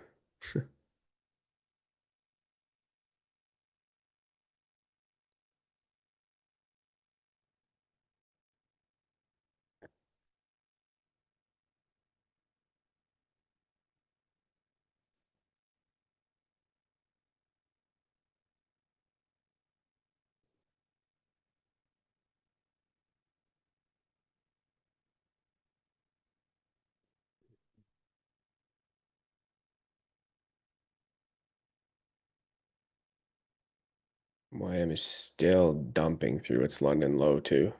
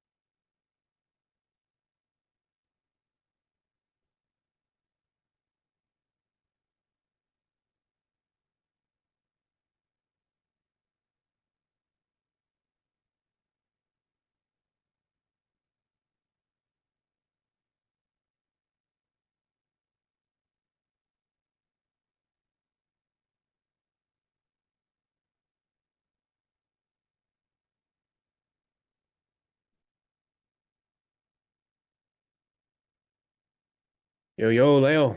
You jumping in here, big boy? I'm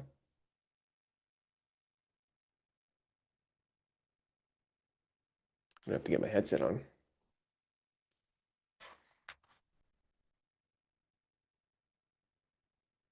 just in case he joins.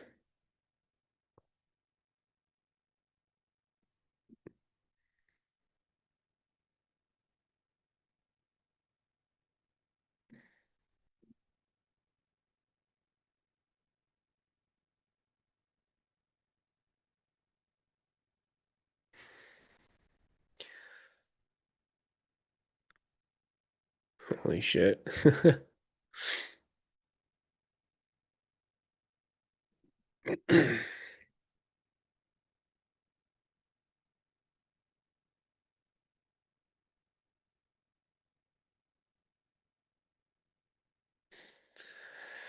What is it with me and PA when I'm streaming?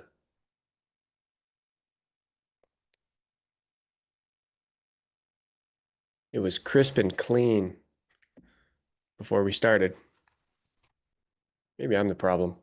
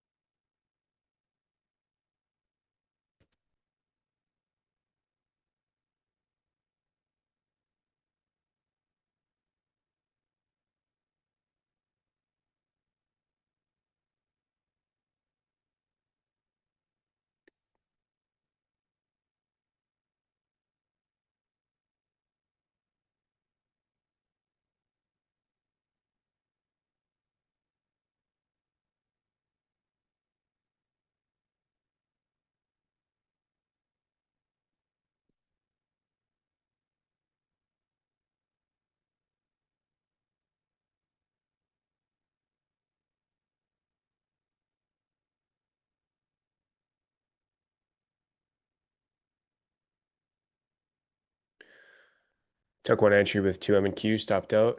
Where was your trade? Or where was your entry stop loss?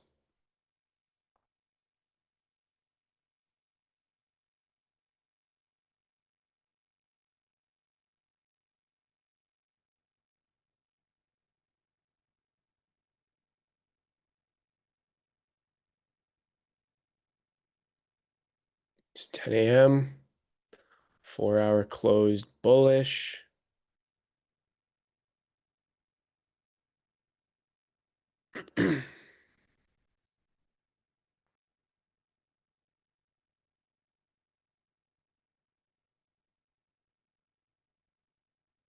Ugh.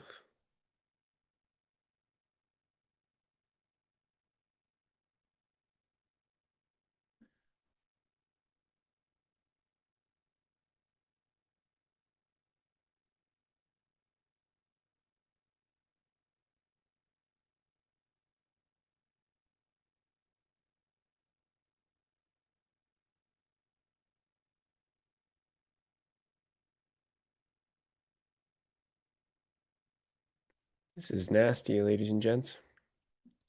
Straight nasty.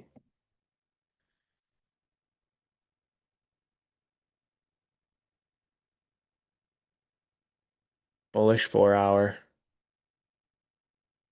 1 hour closed inside previous. Bullish 1 hour.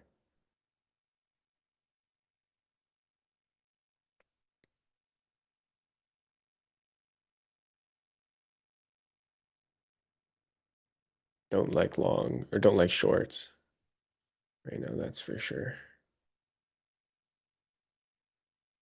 If we can get deeper and like get closer to this 15-minute breaker from London, I'd be interested in getting long.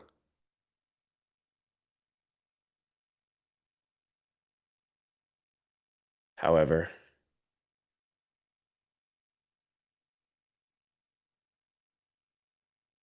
it could just be one of those really, really weird reversals.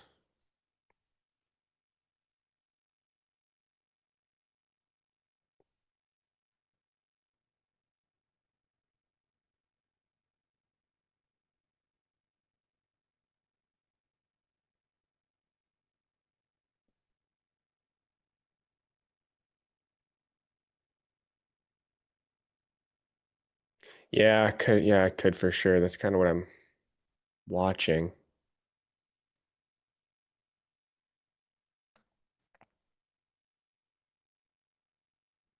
It's at 10 a.m.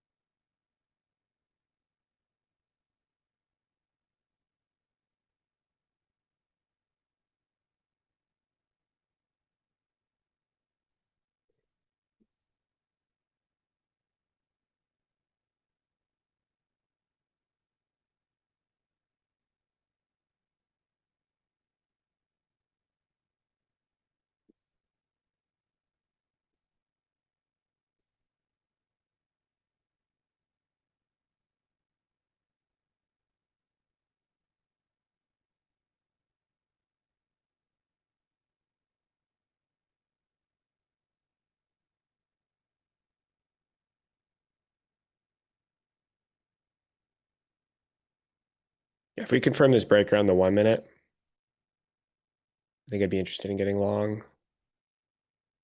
We've got some a little bit of a deeper retracement here. Previous hourly low SMT, London low SMT. I mean, it doesn't need to. It could get a little bit deeper too, which is also fine. Maybe it creates a new breaker for us to play around with. But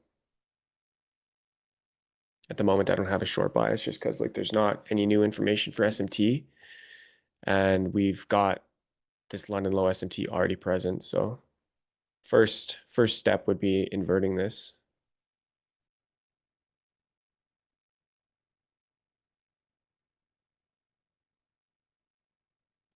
Wait, what?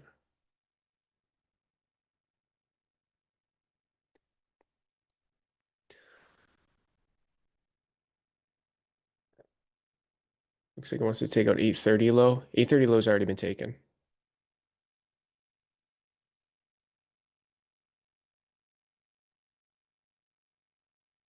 This low is the 815 low.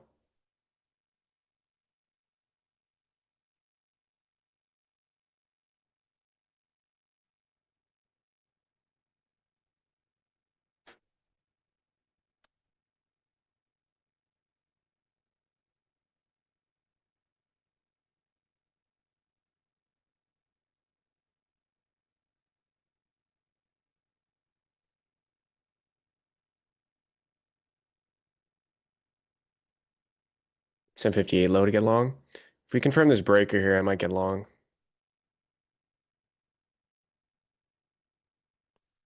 That's such a good stop size. I have my doubts that works out. But fuck, who knows?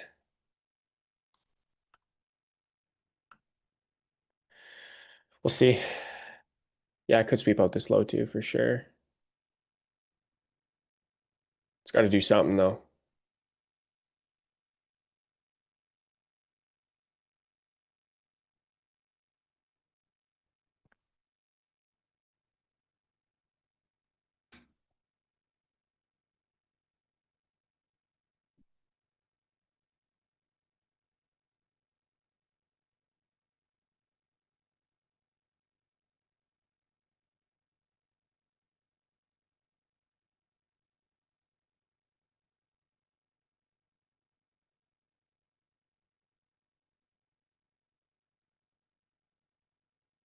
Bouncing off midnight like crazy.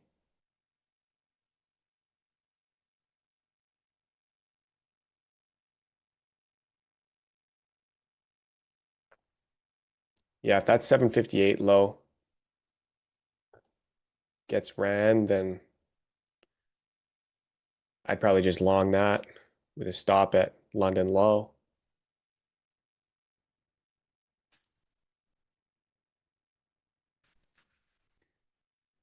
Okay.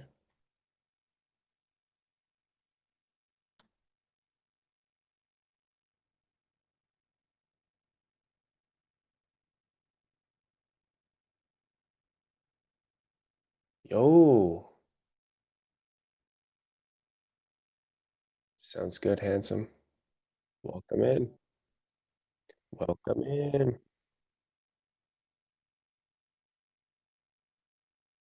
Yeah, it's all good. Yeah, Alex, I think is pretty tired from London session, so I was down to just do the stream myself, but I mean, if you want to join up, all by all means, bro.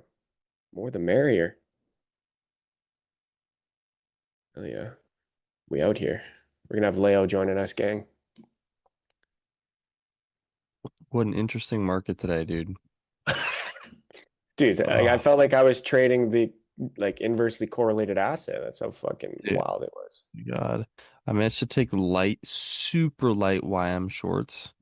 Fucking Oh, no saved me. I way. took a, yeah, I was like, I looked at NASDAQ this morning, nearly got a, no way, I'm not even on stream yet. Don't matter. But oh, now we are. Sweet. Morning, everybody. No, I was looking at NASDAQ this morning as the primary. Oh my Lord, the PA on NASDAQ was a headache, man. Oh my Garbage. gosh. Yeah, Straight garbage on the 1 minute. The one thing I liked about YM actually formed a really nice sweep out. I need to put YM on the roster right at the New York Open. I've just been using it for SMT, but this baby's moving cleaner. Good morning it though, is. everybody. Happy. I know we're hopping on at a random point of the segment here, but I missed you guys too much. That's the honest take. Morning, boss man. What's up, Akash? Just missed you guys so much. I was getting nervous.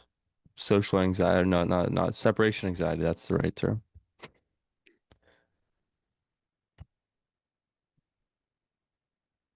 We just got a huge hunk of shit here. Really Huge not, hunk of shit.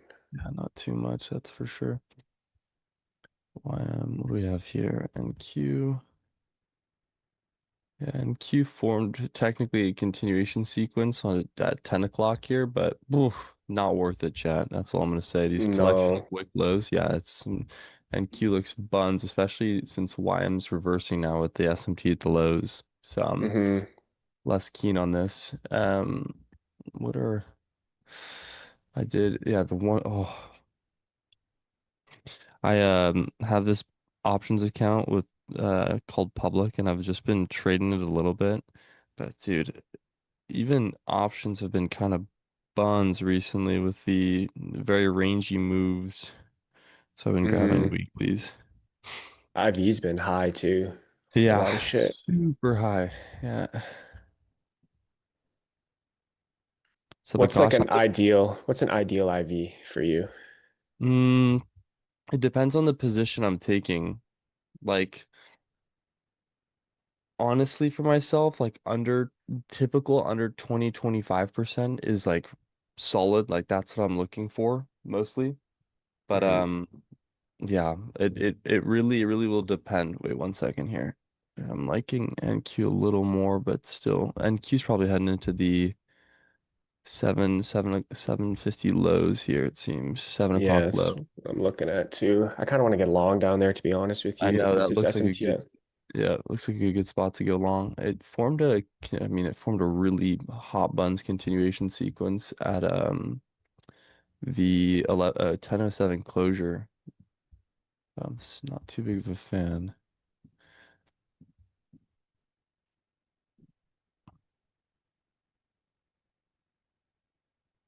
Yeah, typically though for options like below, I really try and look for low. So below 20% would be ideal for me. But it really depends. It fluctuates quite a bit. All right, well that's gonna be the 7 o'clock low on NQ. Swept out here in just a sec, it seems. Yeah, I'm watching it like a hawk. How's everybody's Fridays going? Thanks for streaming, guys. I'm going to get an early weekend. Chris, sounds like a great idea. Sounds like a fantastic idea. Not sit through some PA and enjoy yourself. Phew. Yeah, get after it, brother. Enjoy your weekend. Thanks for tuning in. Drop a like before you hit the door. Yes, don't forget. Long here on YM off this 5 minute inverse for value gap. Okay, okay, okay.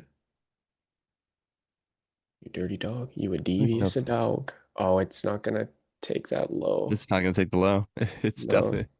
that's okay. We have other options. It could We have a There's clean still there's breaker still there's here. still a chance. So we have this 1 minute fair value. If it fails to close this, I think there's a chance we still take out 7 o'clock low. But by the looks of it, it's not looking too promising, that's for sure.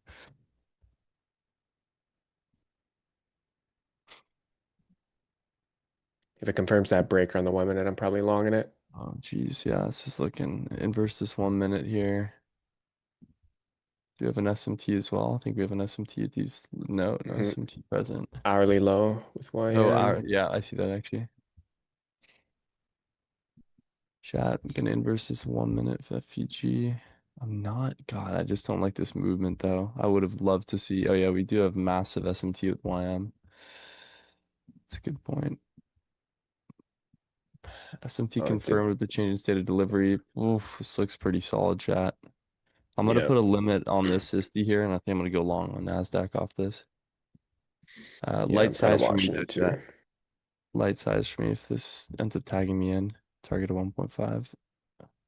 Probably gonna tag into 1.5 before I even get an entry here. Yeah, this shit is ripping. Like, yeah, it's actually she's going, dude.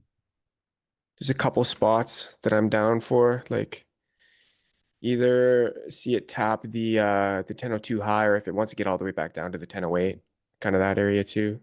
Yeah, I'd be down to just kind of what I do all is good shots. I might just start here and then I'll add if it retraces.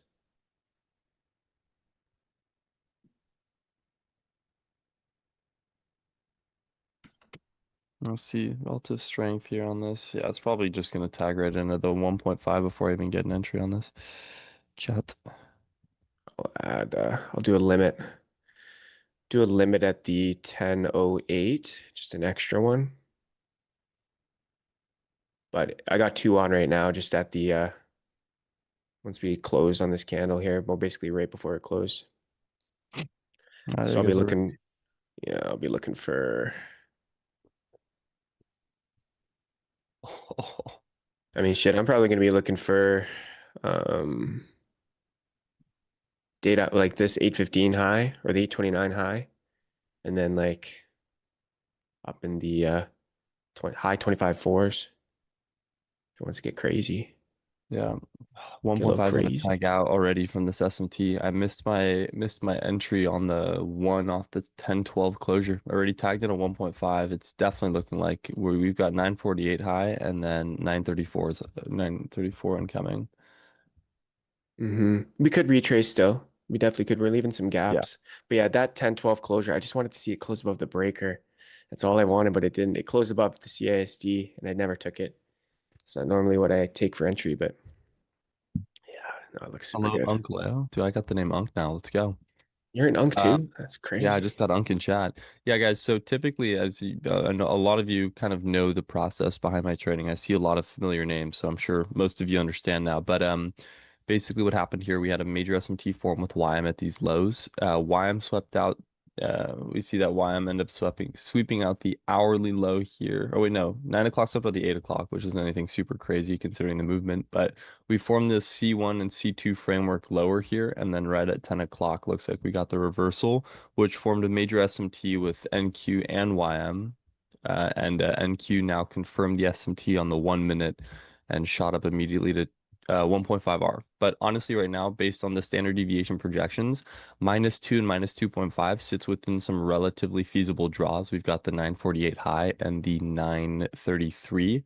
So it does look quite feasible that we'll see trend continue higher into those, considering that it's not far-fetched with the standard deviation. We've got it right between -2 and -2.5 for those draws. So we'll probably see it get a little rangy though, just because based on the type of movement I'm seeing with NQ, it's looking like it's going to be a bit of a slow grinder up into those highs. But definitely why I'm here showcasing the movement up I want that I would have liked to see out of NQ here. But if we want to see price continue higher as well, YM is also pulling into a C3 fair value gap. So if we confirm that, that could be a really nice continuation sequence for a candle 4. So pull into the fair value, close above this change in state of delivery, maybe form some type of an SMT if NQ can't get low past the 1014. And we could see a very nice SMT and gap fill. Here, I'll sort of map this out for you guys. Here we have the 1014. So if NQ can't get below that, and we confirm right now, we're not only going to confirm a continuation sequence on SMT, but we're also going to see an SMT within gap fill confirmed on this change in state. And this for me is really good probability to see prices continue higher if we get this 1 minute closure. So that's what I'm watching for right now. I missed the NQ entry here. My limiting it field, so I'm just removing that limit. But if we get this closure here on the 1 on YM, I'm gonna hop in on this. YM looks more promising for higher prices, and it looks like we're actually promising a good closure here. So target 1.5 on this, and looks like we're about to get closure. So, oh, closes right at the 60. I'm gonna try that light size. I didn't notice that on MNQ, 930 actually swept the data high. Whereas on NQ, it's still 20, almost 20 points away. It's crazy. Mhm. It's a little different. Okay, so we Still are like the longs trying. here, but So we closed right at the level of the 60, like right on the 60 here, which is technically a confirmed closure. Not my most preferred closure, but I'm trying this lighter size on why I'm expecting higher prices here.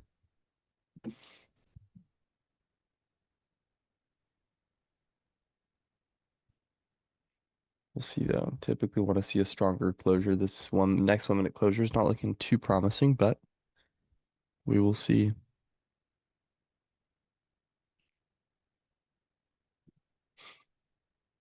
5 minute 60 is confirmed too, correct? But for me, I'm not using hourly framework here. I'm using the 15 framework. So we will see. Yeah, it looks like the closure wasn't going to be strong enough on Y. I'm probably going to get an invalidation here based on my experience. Yeah, and there goes NQ as well, as I was mentioning, is probably going to be a little bit more choppy than we'd like as well. Tends to be the case quite often here.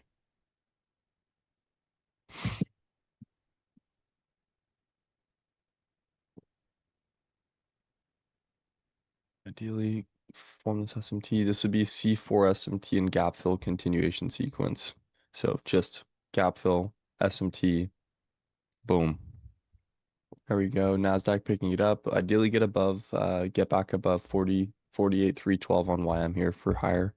But NQ's finally rebuilding some strength after a very shaky open.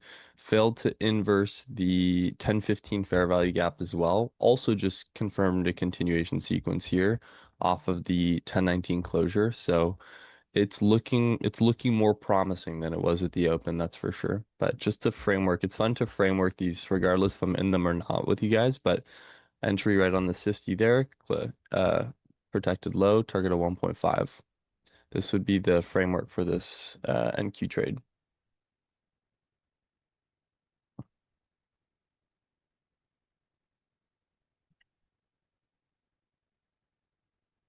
just doing some mapping here. I see Yeah, no what worries. I'd kind of like to see is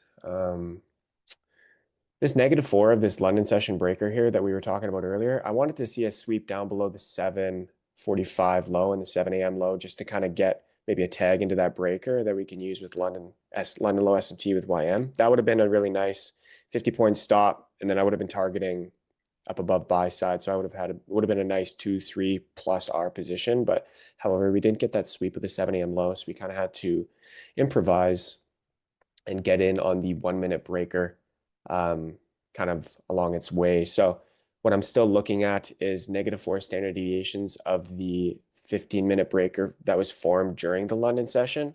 I think we can take that because a lot of the times what will happen is the 15-minute breaker will expand to -2 and then it'll retrace. And then when we get SMT at that breaker, meaning YM taking that London low that the breaker formed on, and then NQ forming the failure swing, that gives us a chance to go target -4. And we could see -4 has some buy side liquidity right on the left here that I was marking up, right up here from beginning of March. We also have some buy side just on the left here. So we have some relative equal highs, those kind of failure swings, all that trend line liquidity that we talked about during the stream in the beginning.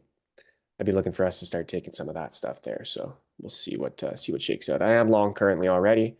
I did have an additional add down inside of the gap here on the 1 minute at the 10:08 breaker, but If it doesn't get tagged, I'm cool with it. I still am properly risked, and I can still get a pretty decent setup off of these two micros that I did manage to enter in on. So we'll see what happens. Sweet. Oh yeah. Yeah, still long YM here on the one. Not looking too promising for me at the moment with YM here, but we'll see what happens. In with light risk on this. Friday for me anyways, so don't typically take crazy size on Fridays. I'm not the fan. I think BPN is live streaming their Last Man Standing Backyard Ultra No way. this weekend. Yeah, they're live streaming right Holy now. shit. Let me check on Oh, my that's phone. so tough. I need to check that. Some absolute dogs getting in on that. Jeez Louise. It You was went? You live for a went? moment. Oh no, it was just I think it was a test Oh, thing. damn. But they should because it starts soon. I think it starts Yeah. today, like at this afternoon. Do they typically stream full event for that, or are they just doing No, yeah, I they was gonna say I think they don't. typically do like final once first finisher comes close, then they stream. Or at least the backyard. I don't know how they do it, but Yeah, they did like a whole documentary on it last also year with unfortunate I got tagged out of YM here on this trade. SMT and gap fill was just not enough sauce for today. It's probably gonna tag me out here and we're gonna see it continue higher now. That's gonna be the verdict because it's gonna reform a secondary SMT here. Now price is gonna pull higher because NQ is building some good strength here. As we mentioned, the standard deviation holds up well with our projections on where those draws lie. So probably see prices continue higher.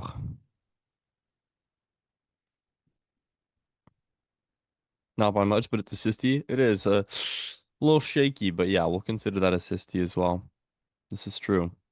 Can't complain fully, right?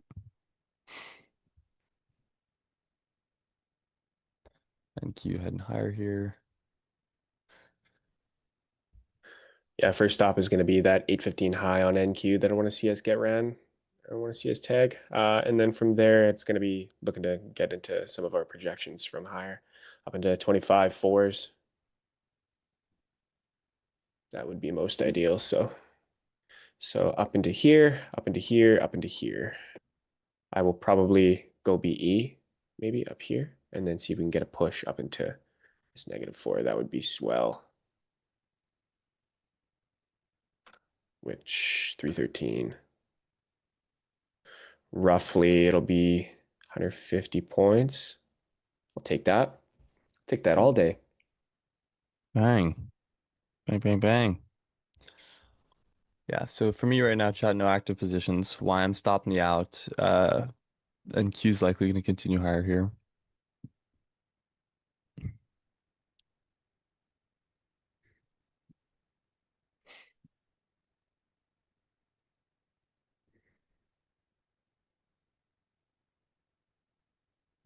Nice pop here on NQ. Jeez, good 1 minute.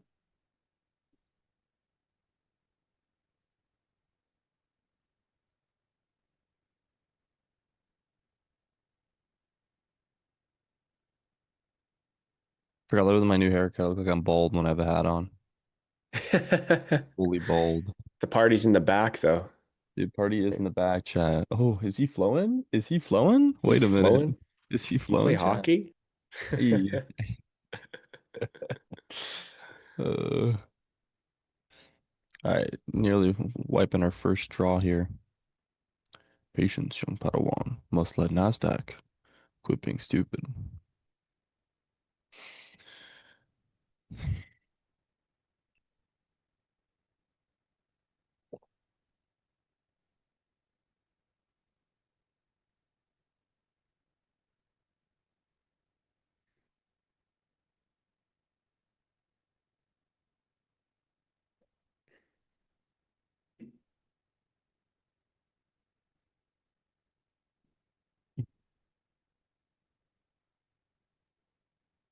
Watching NQ carefully here. Looking like first draw is inbound.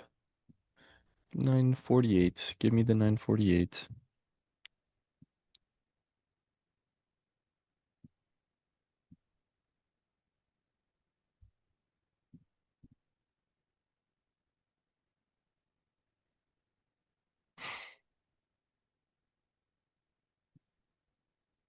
Wow. Shaky PA.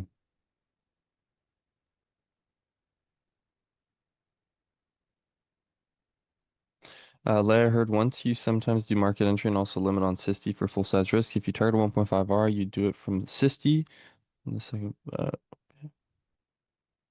be after the 2 points of entry. I typically do it on the 60. I do it on the change state of delivery. If I'm doing a limit, I'm doing it on the 60, anticipating a retrace into it. If not, then I'm not. Then I'm just using market order entry upon the closure.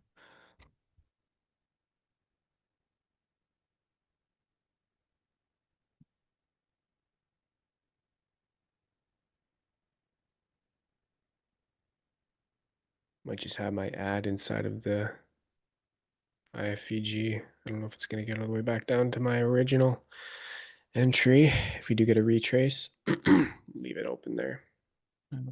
This is Friday market. I feel like this week was definitely a lot. I got lucky with some of my frameworks, but geez, I felt like this week was kind of a war zone with trading for me. I was not a fan, like especially sitting through some of the PM sessions. I was like, dude, what is this price action? Yeah, Like, I remember yeah. all my losses have been in New York this week. Three Mm. losses in New York, and I've both my wins have been in Asia. Yeah, everybody, it's so funny. Everybody like miraculously made the switch to Asia this week. It's I know, so dude. funny. Got to make cable the sunshines in Asia, Dude, I man. used to It's trade Asia because like these sessions for me are still quite early. Like I'm up at yeah, 6, 5 a.m. some days. And so it's like I'm not a fan. So I used to trade Asia a bit, but then it became buns. Now I feel like it's decent because everybody's hyper fixating on it. I'm like, yo, what? yeah, But yeah. It's good again. Dude, when I'm in London, London trades so well. I actually love London session. Less London session's volatile than New great. York, and yeah, I wish I could trade it, but on West Coast, it's just not feasible. And as we can tell, I mean, I don't even know how Alex managed to do a stream on East Coast, dude. That's just staying up until 1 o'clock is crazy. Yeah, like he's up like middle of the night, 2 a.m. to Yeah, like at 5 that point, a.m. you just go to the Like bars, you come back home, you whip on your laptop, dude. exactly. Yeah, just try not to get too Holy drunk at the cow. bars and Insane work. you could probably because you're 3 hours behind New Yeah, York. I definitely can, but it's like, but then I'm sabotaging my New York That's true. Yeah, because because it's you're like then I'm gonna go up to bed till like so. 1. Yeah, I'm like 4 hours of sleep going into New York, and I'm like, oh God. Nah. Yeah, that's Yeah. the thing. I've thought about it, and I have done it before. Like I've been studying for like engineering exams, and then like I just flip a switch and I just whip on the charts before bed, but it's just not Hmm. attainable at all. No. So looks like NQ here is gonna pop its way to this 1.5R here. YM, I knew it too, dude. I freaking knew it. YM is of course gonna tag out my T. It stopped me out by. I got stopped out by 3 points on YM. Reformed an SMT, now it's continuing higher, and it confirmed it. So, c'est la vie, chat. C'est la vie. Yeah, but I mean, sometimes you do both market and limit. PP for market entry from point. Yeah, I mean, like sometimes I'll take a. This is true. Sometimes I will take a starter. And if I'm not sure if we're gonna retrace, and then if we are retracing quite aggressively, I have my limit set on the 60. I don't know if that's kind of the question you're asking, but that's sort of the framework for what I do.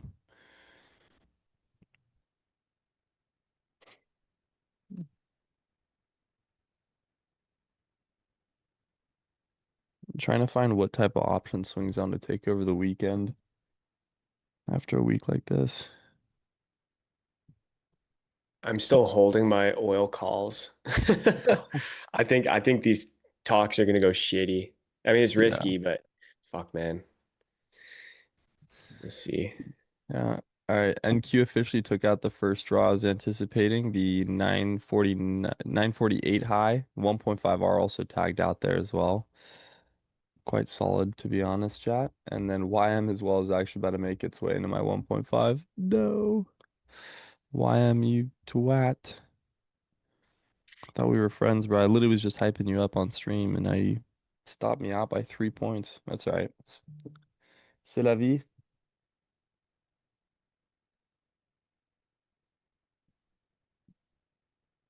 Take a little picture to remember this moment.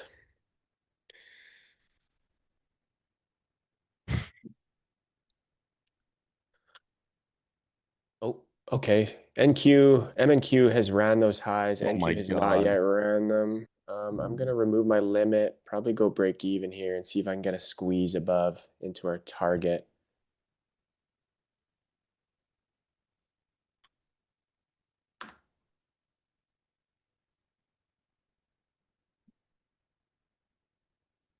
Why I'm so weak in comparison? I mean, yeah, it was the weakest for shorts. It was the best pair. It was the best asset for shorts, but for longs, it's gonna naturally be the weaker one. NQ is gonna probably be the leader. Just given that it was struggling so much to get lower. It's kind of how it rolls. But I want to see It's NQ actually run these size. I don't want to see the micro do it. I want to see NQ do it. Dude, yeah, NQ ran the 933 highs, but yeah, data highs and bound. Yeah, yeah, Data yeah. highs and bound. Dude, I want to see an actual data metric on data highs being ran. I think somebody's done it. I just don't know where I saw it. Somebody did an analysis on like CPI highs and what the percentage of time that market traces into those data highs during the same session. It's quite high. I bet it is actually. Like quite high. Yeah, I forgot what it was. Somebody did analysis on, I think it was on NQ, and it was nuts. Like it was like above 65% or something, which is in terms of market is insane probability for something like that. that's nutty. Big retrace on NQ. 460.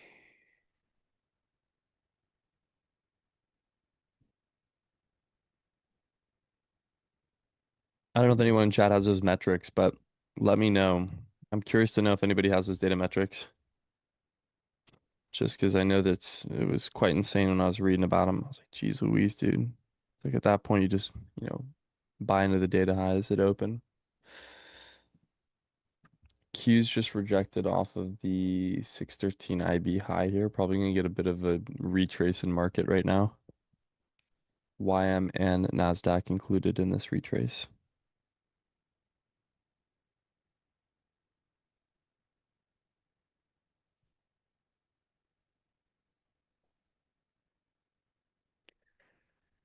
Definitely a shame. I want to see us just continue to rip. I don't want to see too deep of a cut, but that's just personally because I'm at break even already. We've already tagged -2 standard deviations of the breaker that we wanted to get in on but couldn't. So we're a little bit of a higher entry, but once price goes to -2 and takes liquidity, I kind of have to go break even because there's a chance that this could completely reverse on us too. So I don't want to be caught on the wrong side of that. Yeah. But NQ itself, the mini not taking those highs yet is kind of sus. Like I kind of want to see NQ is usually like it's the asset that I care about. So like I'm just thinking that M and Q is just there's just that difference there because sometimes you'll have a difference in volume and whatnot. And um it allows MNQ to kind of get a little bit ahead of itself or behind or whatnot. But yeah, someone asked why is somebody asked, it must have deleted, but they asked why the micro is different from the mini, and that's just due to like, I mean, at the end of the day, it is just a differently traded asset. Like it has different participants and volume Mhm. and whatnot. So sometimes you'll see M and Q kind of jump off of correlation between the mini and the micro. But the mini is the main one. The mini has more volume, Yeah. um, in terms of like notional value. So you got to follow that. That's kind of what I do all my analysis based off of the mini. I don't do any analysis based off the micro. Yeah. Samesies.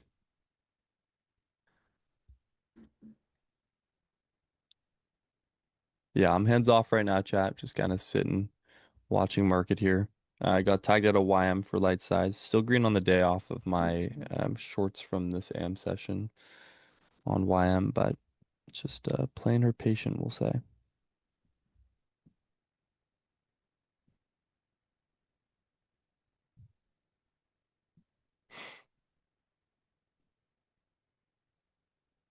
TP hit plus 2.7 R. Very nice. Very nice. Good job.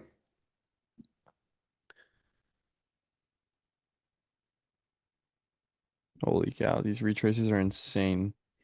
This is not like an ideal market that I like to present myself in at all. It's super back and forth, hey? Yeah, quite a bit. And these retracements make it hard. It's like it's the type of market that just starts really targeting your stops aggressively as well as your like trailing stops for those of you that use those, especially on NQ. Why I'm a little less, but NQ today is definitely running up everybody's stops. Guarantee it. Guarantee we're gonna see a boatload of blown accounts today, regardless.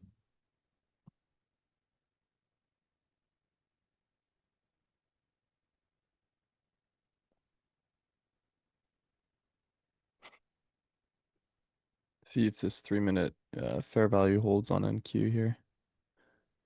There's a bit of aggression in terms of movement there. So someone can still do analysis on the mini and trade the micro. Yeah, exactly. That's what I do. Yeah, I do the exact same. I just kind of have it set up so like it's technically like a dual pane between the mini and the micro, but then I have my analysis on the mini and then I just watch for confirmation on the mini for my entry and then I just press tab and then I have the buy buttons there and then I just enter on the micro. So it's pretty seamless. So you just kind There of goes hop the back and forth. C4. There goes the C4 on NQ here, looking like it's still going to make its way into these highs. So it's a bit of a deep retrace, but if we hold this imbalance, that's going to lead to yet again. I might tag myself into this personally. Limit on the. We'll see. Into the data highs. That actually tags out well with the 1.5. All right, we'll give Nasdaq one more stab here. See what happens. All right. Oh, got filled on. Okay, nearly full position here. Do what you want to do. There we go. All right, that's a full fill. I want those highs to get ran. Give them to me, NQ. Give them to me. Missed my TP by 1 point on ES. Where's your TP? Like 1 point below 66.83? How come it's there? Is that just like a specific R or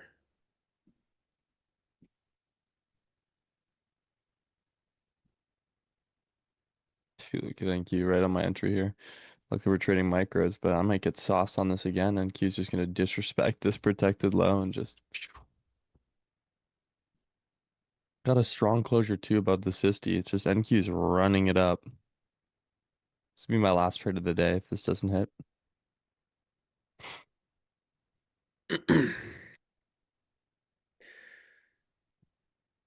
yeah, I want to see us just continue this expansion. I don't think it's time for us to fucking retrace to discount and refill Yeah, gaps yet. Like it hasn't even definitely done not. much, you know? I know. I'm on the same wave. Yeah. Hopefully it doesn't stop you out. That'd be fucking stupid. I know. I'll be tag out. Luckily, I think with this, I'll be officially break even on the day because my first YM trade was heavier size, but this I'm in medium size on this. Probably gonna get tagged out though, based on what I'm seeing. It's looking quite, hate to say it, but it's looking quite promising. I'll get tagged out. We will see. Patience, chat. Stop at the protected low here. Hopefully that protected low stays protected because candle four as well. We already got the trace into the previous 15-minute EQ. Form the wick of the new 15. So I'd like to see this 15 expand higher, but NQ's looking like it's just not a fan in general. Doesn't like the protected lows today. That's all right. It's part of the game, man. Low question is more about TP placement. If you do starter and limit entry on the retrace assisty, not starter on the assisty, where do you want the one? From the original entry. From for TP, it's from the original entry, Arturo. 1.5 R goes from the original entry. I don't switch up my R based on if I'm sizing in heavier.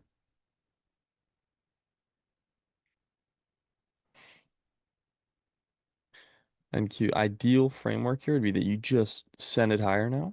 Take me into those CPI highs. We can be friends. Start out slow. Get to know each other beyond our glow.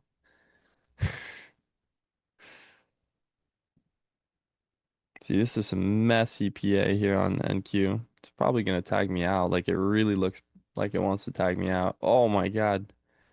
Nearly wiping me out of that. This shit's toying with you. It's This actually shit toying is, with me. Look at this. Oh yeah. my Lord. Send it That is now. right.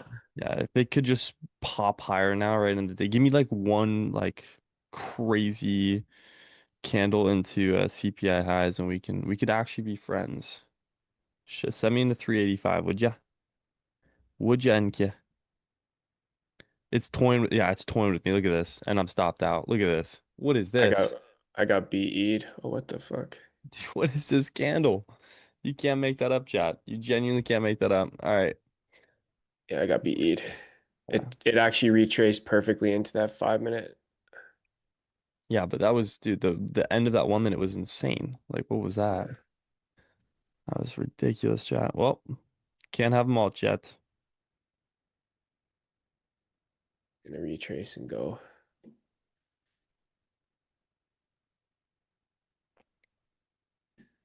Let's see. No. Take that Quite 5 minute aggressive, chat. IFUG. Yeah, very, very aggressive.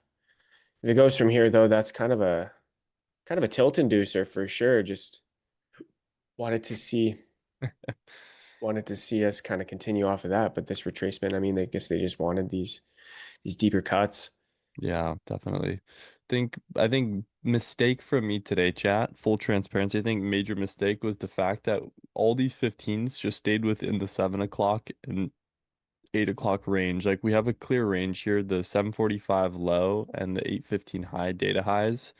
Honestly, for me, I think what I should have done is when I see these type of indecisive 15 minutes, I should have used framework to wait for an external sweep, either of the high of the data highs, then look to go short for a retrace period, then catch an expansion higher, or wait for us to retrace all the way down into the 745 low. So to be frank, I'm now slight red on the day. Actually I had some pretty gnarly slippage on that 1 minute. So I'm like $200 red on the day, but this definitely should have been what I watched for more carefully today. Was the retrace, was a trace into the data highs or wait for a low sweep of the 745 on NQ? Because that wasn't not sharp movement there, that's for sure.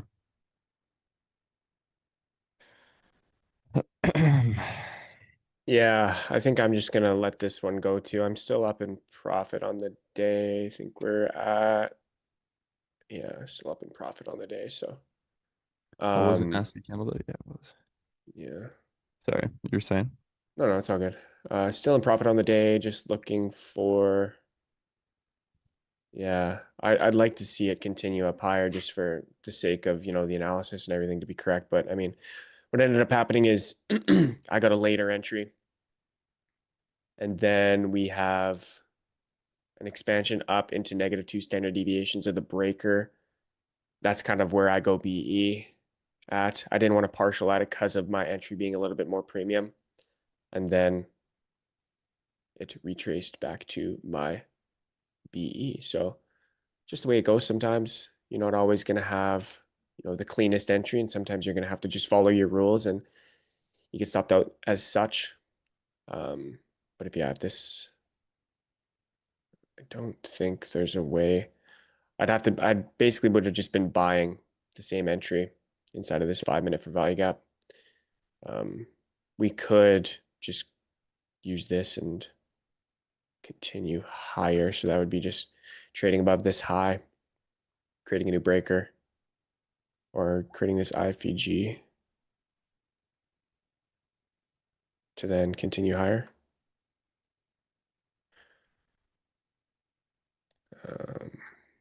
Because yeah, that's a clean OTE tap. So Bradley, if you're still in here, look at that OTE tap, sweep into OTE, tagging an old breaker. It's doesn't get much cleaner than that. Yeah, it's she's moving. If it IFVGs this, I might try him once more, just on a continuation basis. Still here. Bradley's still here. There you go, brother. So what is this? Yeah, I got toyed around with today. It's all right. It happens, chat. Played this week relatively well, all things considered, but yeah, definitely not like my Definitely not my best day of trading, I can't lie, but c'est la vie, you know, chat. You can't win them all. At this point, I should have just traded CL.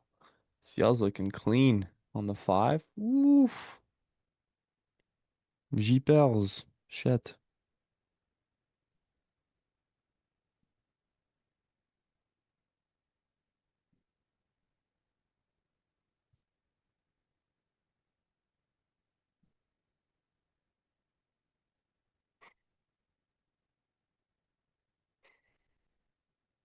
Wow, CL actually looks really solid here.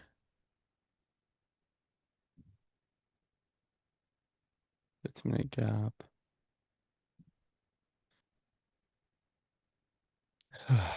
Just form the Sisty as well. Do you have any here?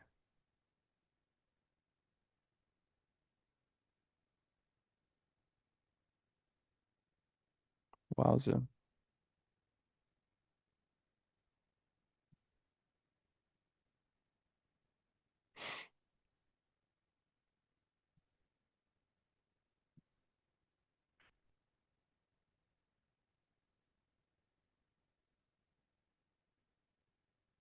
BSPA? Yeah, you're not kidding. You're not kidding. Confirm that on the C3. Not a fan of that, that's for sure.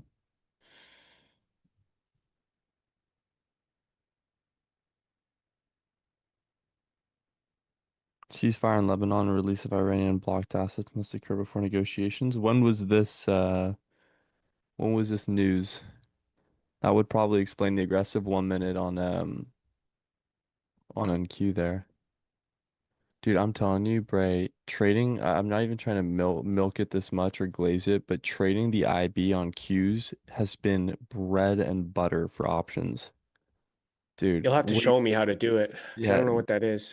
literally, I mean, oh my God, it's so nice. I'll show you. I'll show you after stream too. I'll explain it quick as well, and you can watch it.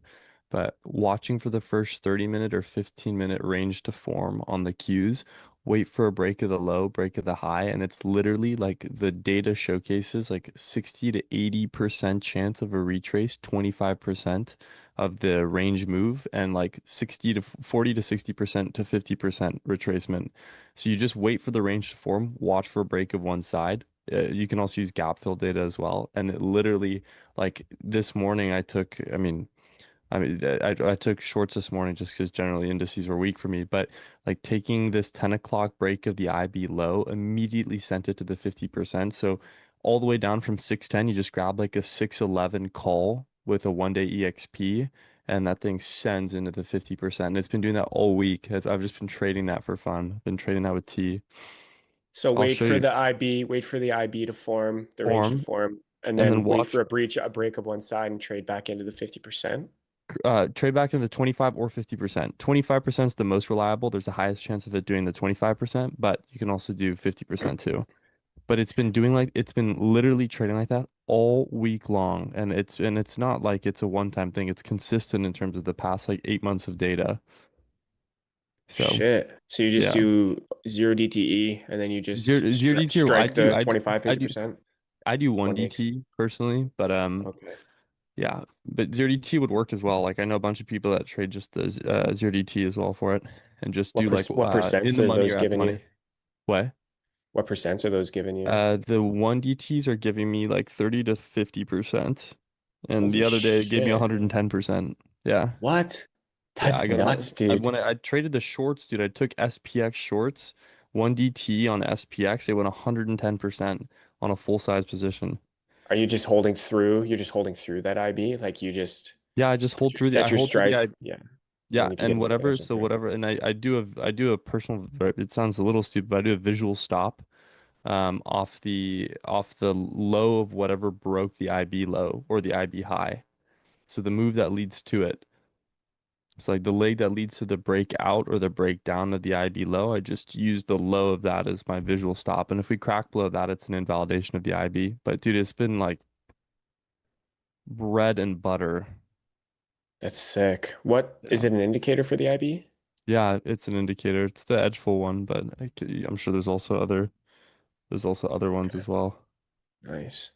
Yeah. I'm gonna grab some longs here.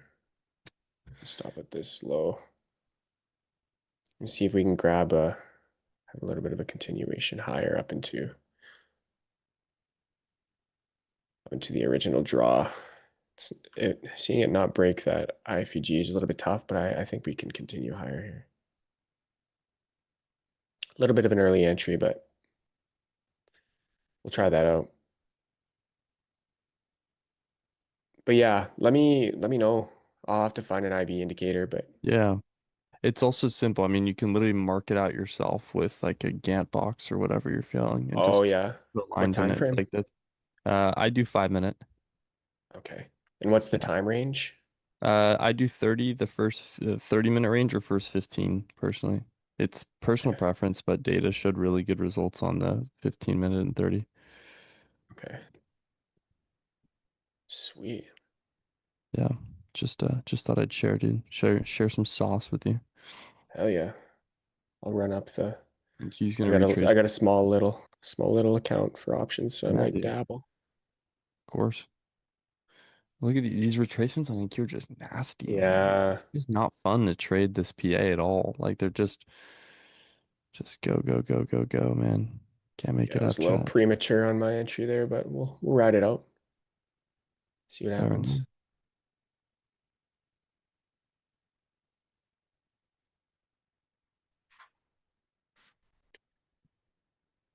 See what happens. Bum, ba-dum, bum, bum, ba-da-bum, bum, bum, ba-dum.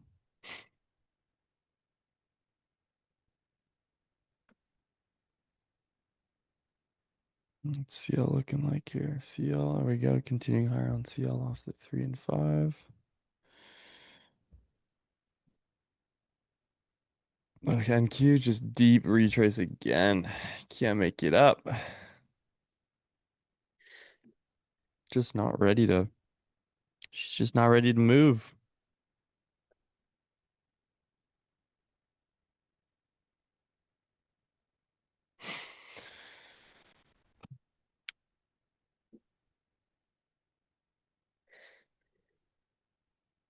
Looking like I'm gonna get stopped out for being impatient.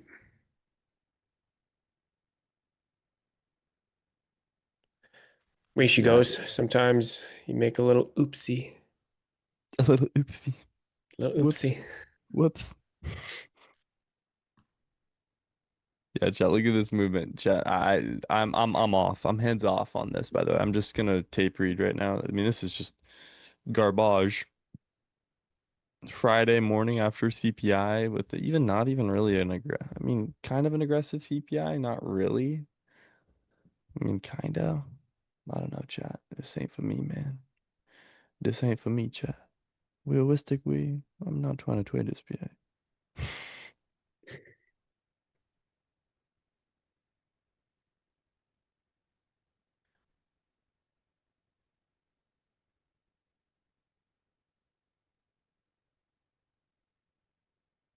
So yeah, NQ likely going to trace higher now, tap back into the 5 minute fair value. So we're likely going to see it trace higher now, and it's going to just being weird like that.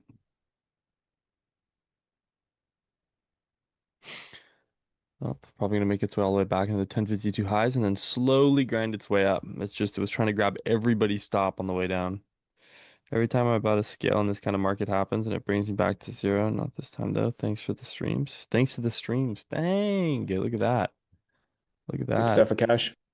Yeah, All make you're sure doing is you're not blowing your shit up when the market conditions are bad, because then you won't be left with nothing to trade them when yeah, they're good. So good discipline, brother. Make sure you keep yes. that up. Out of way.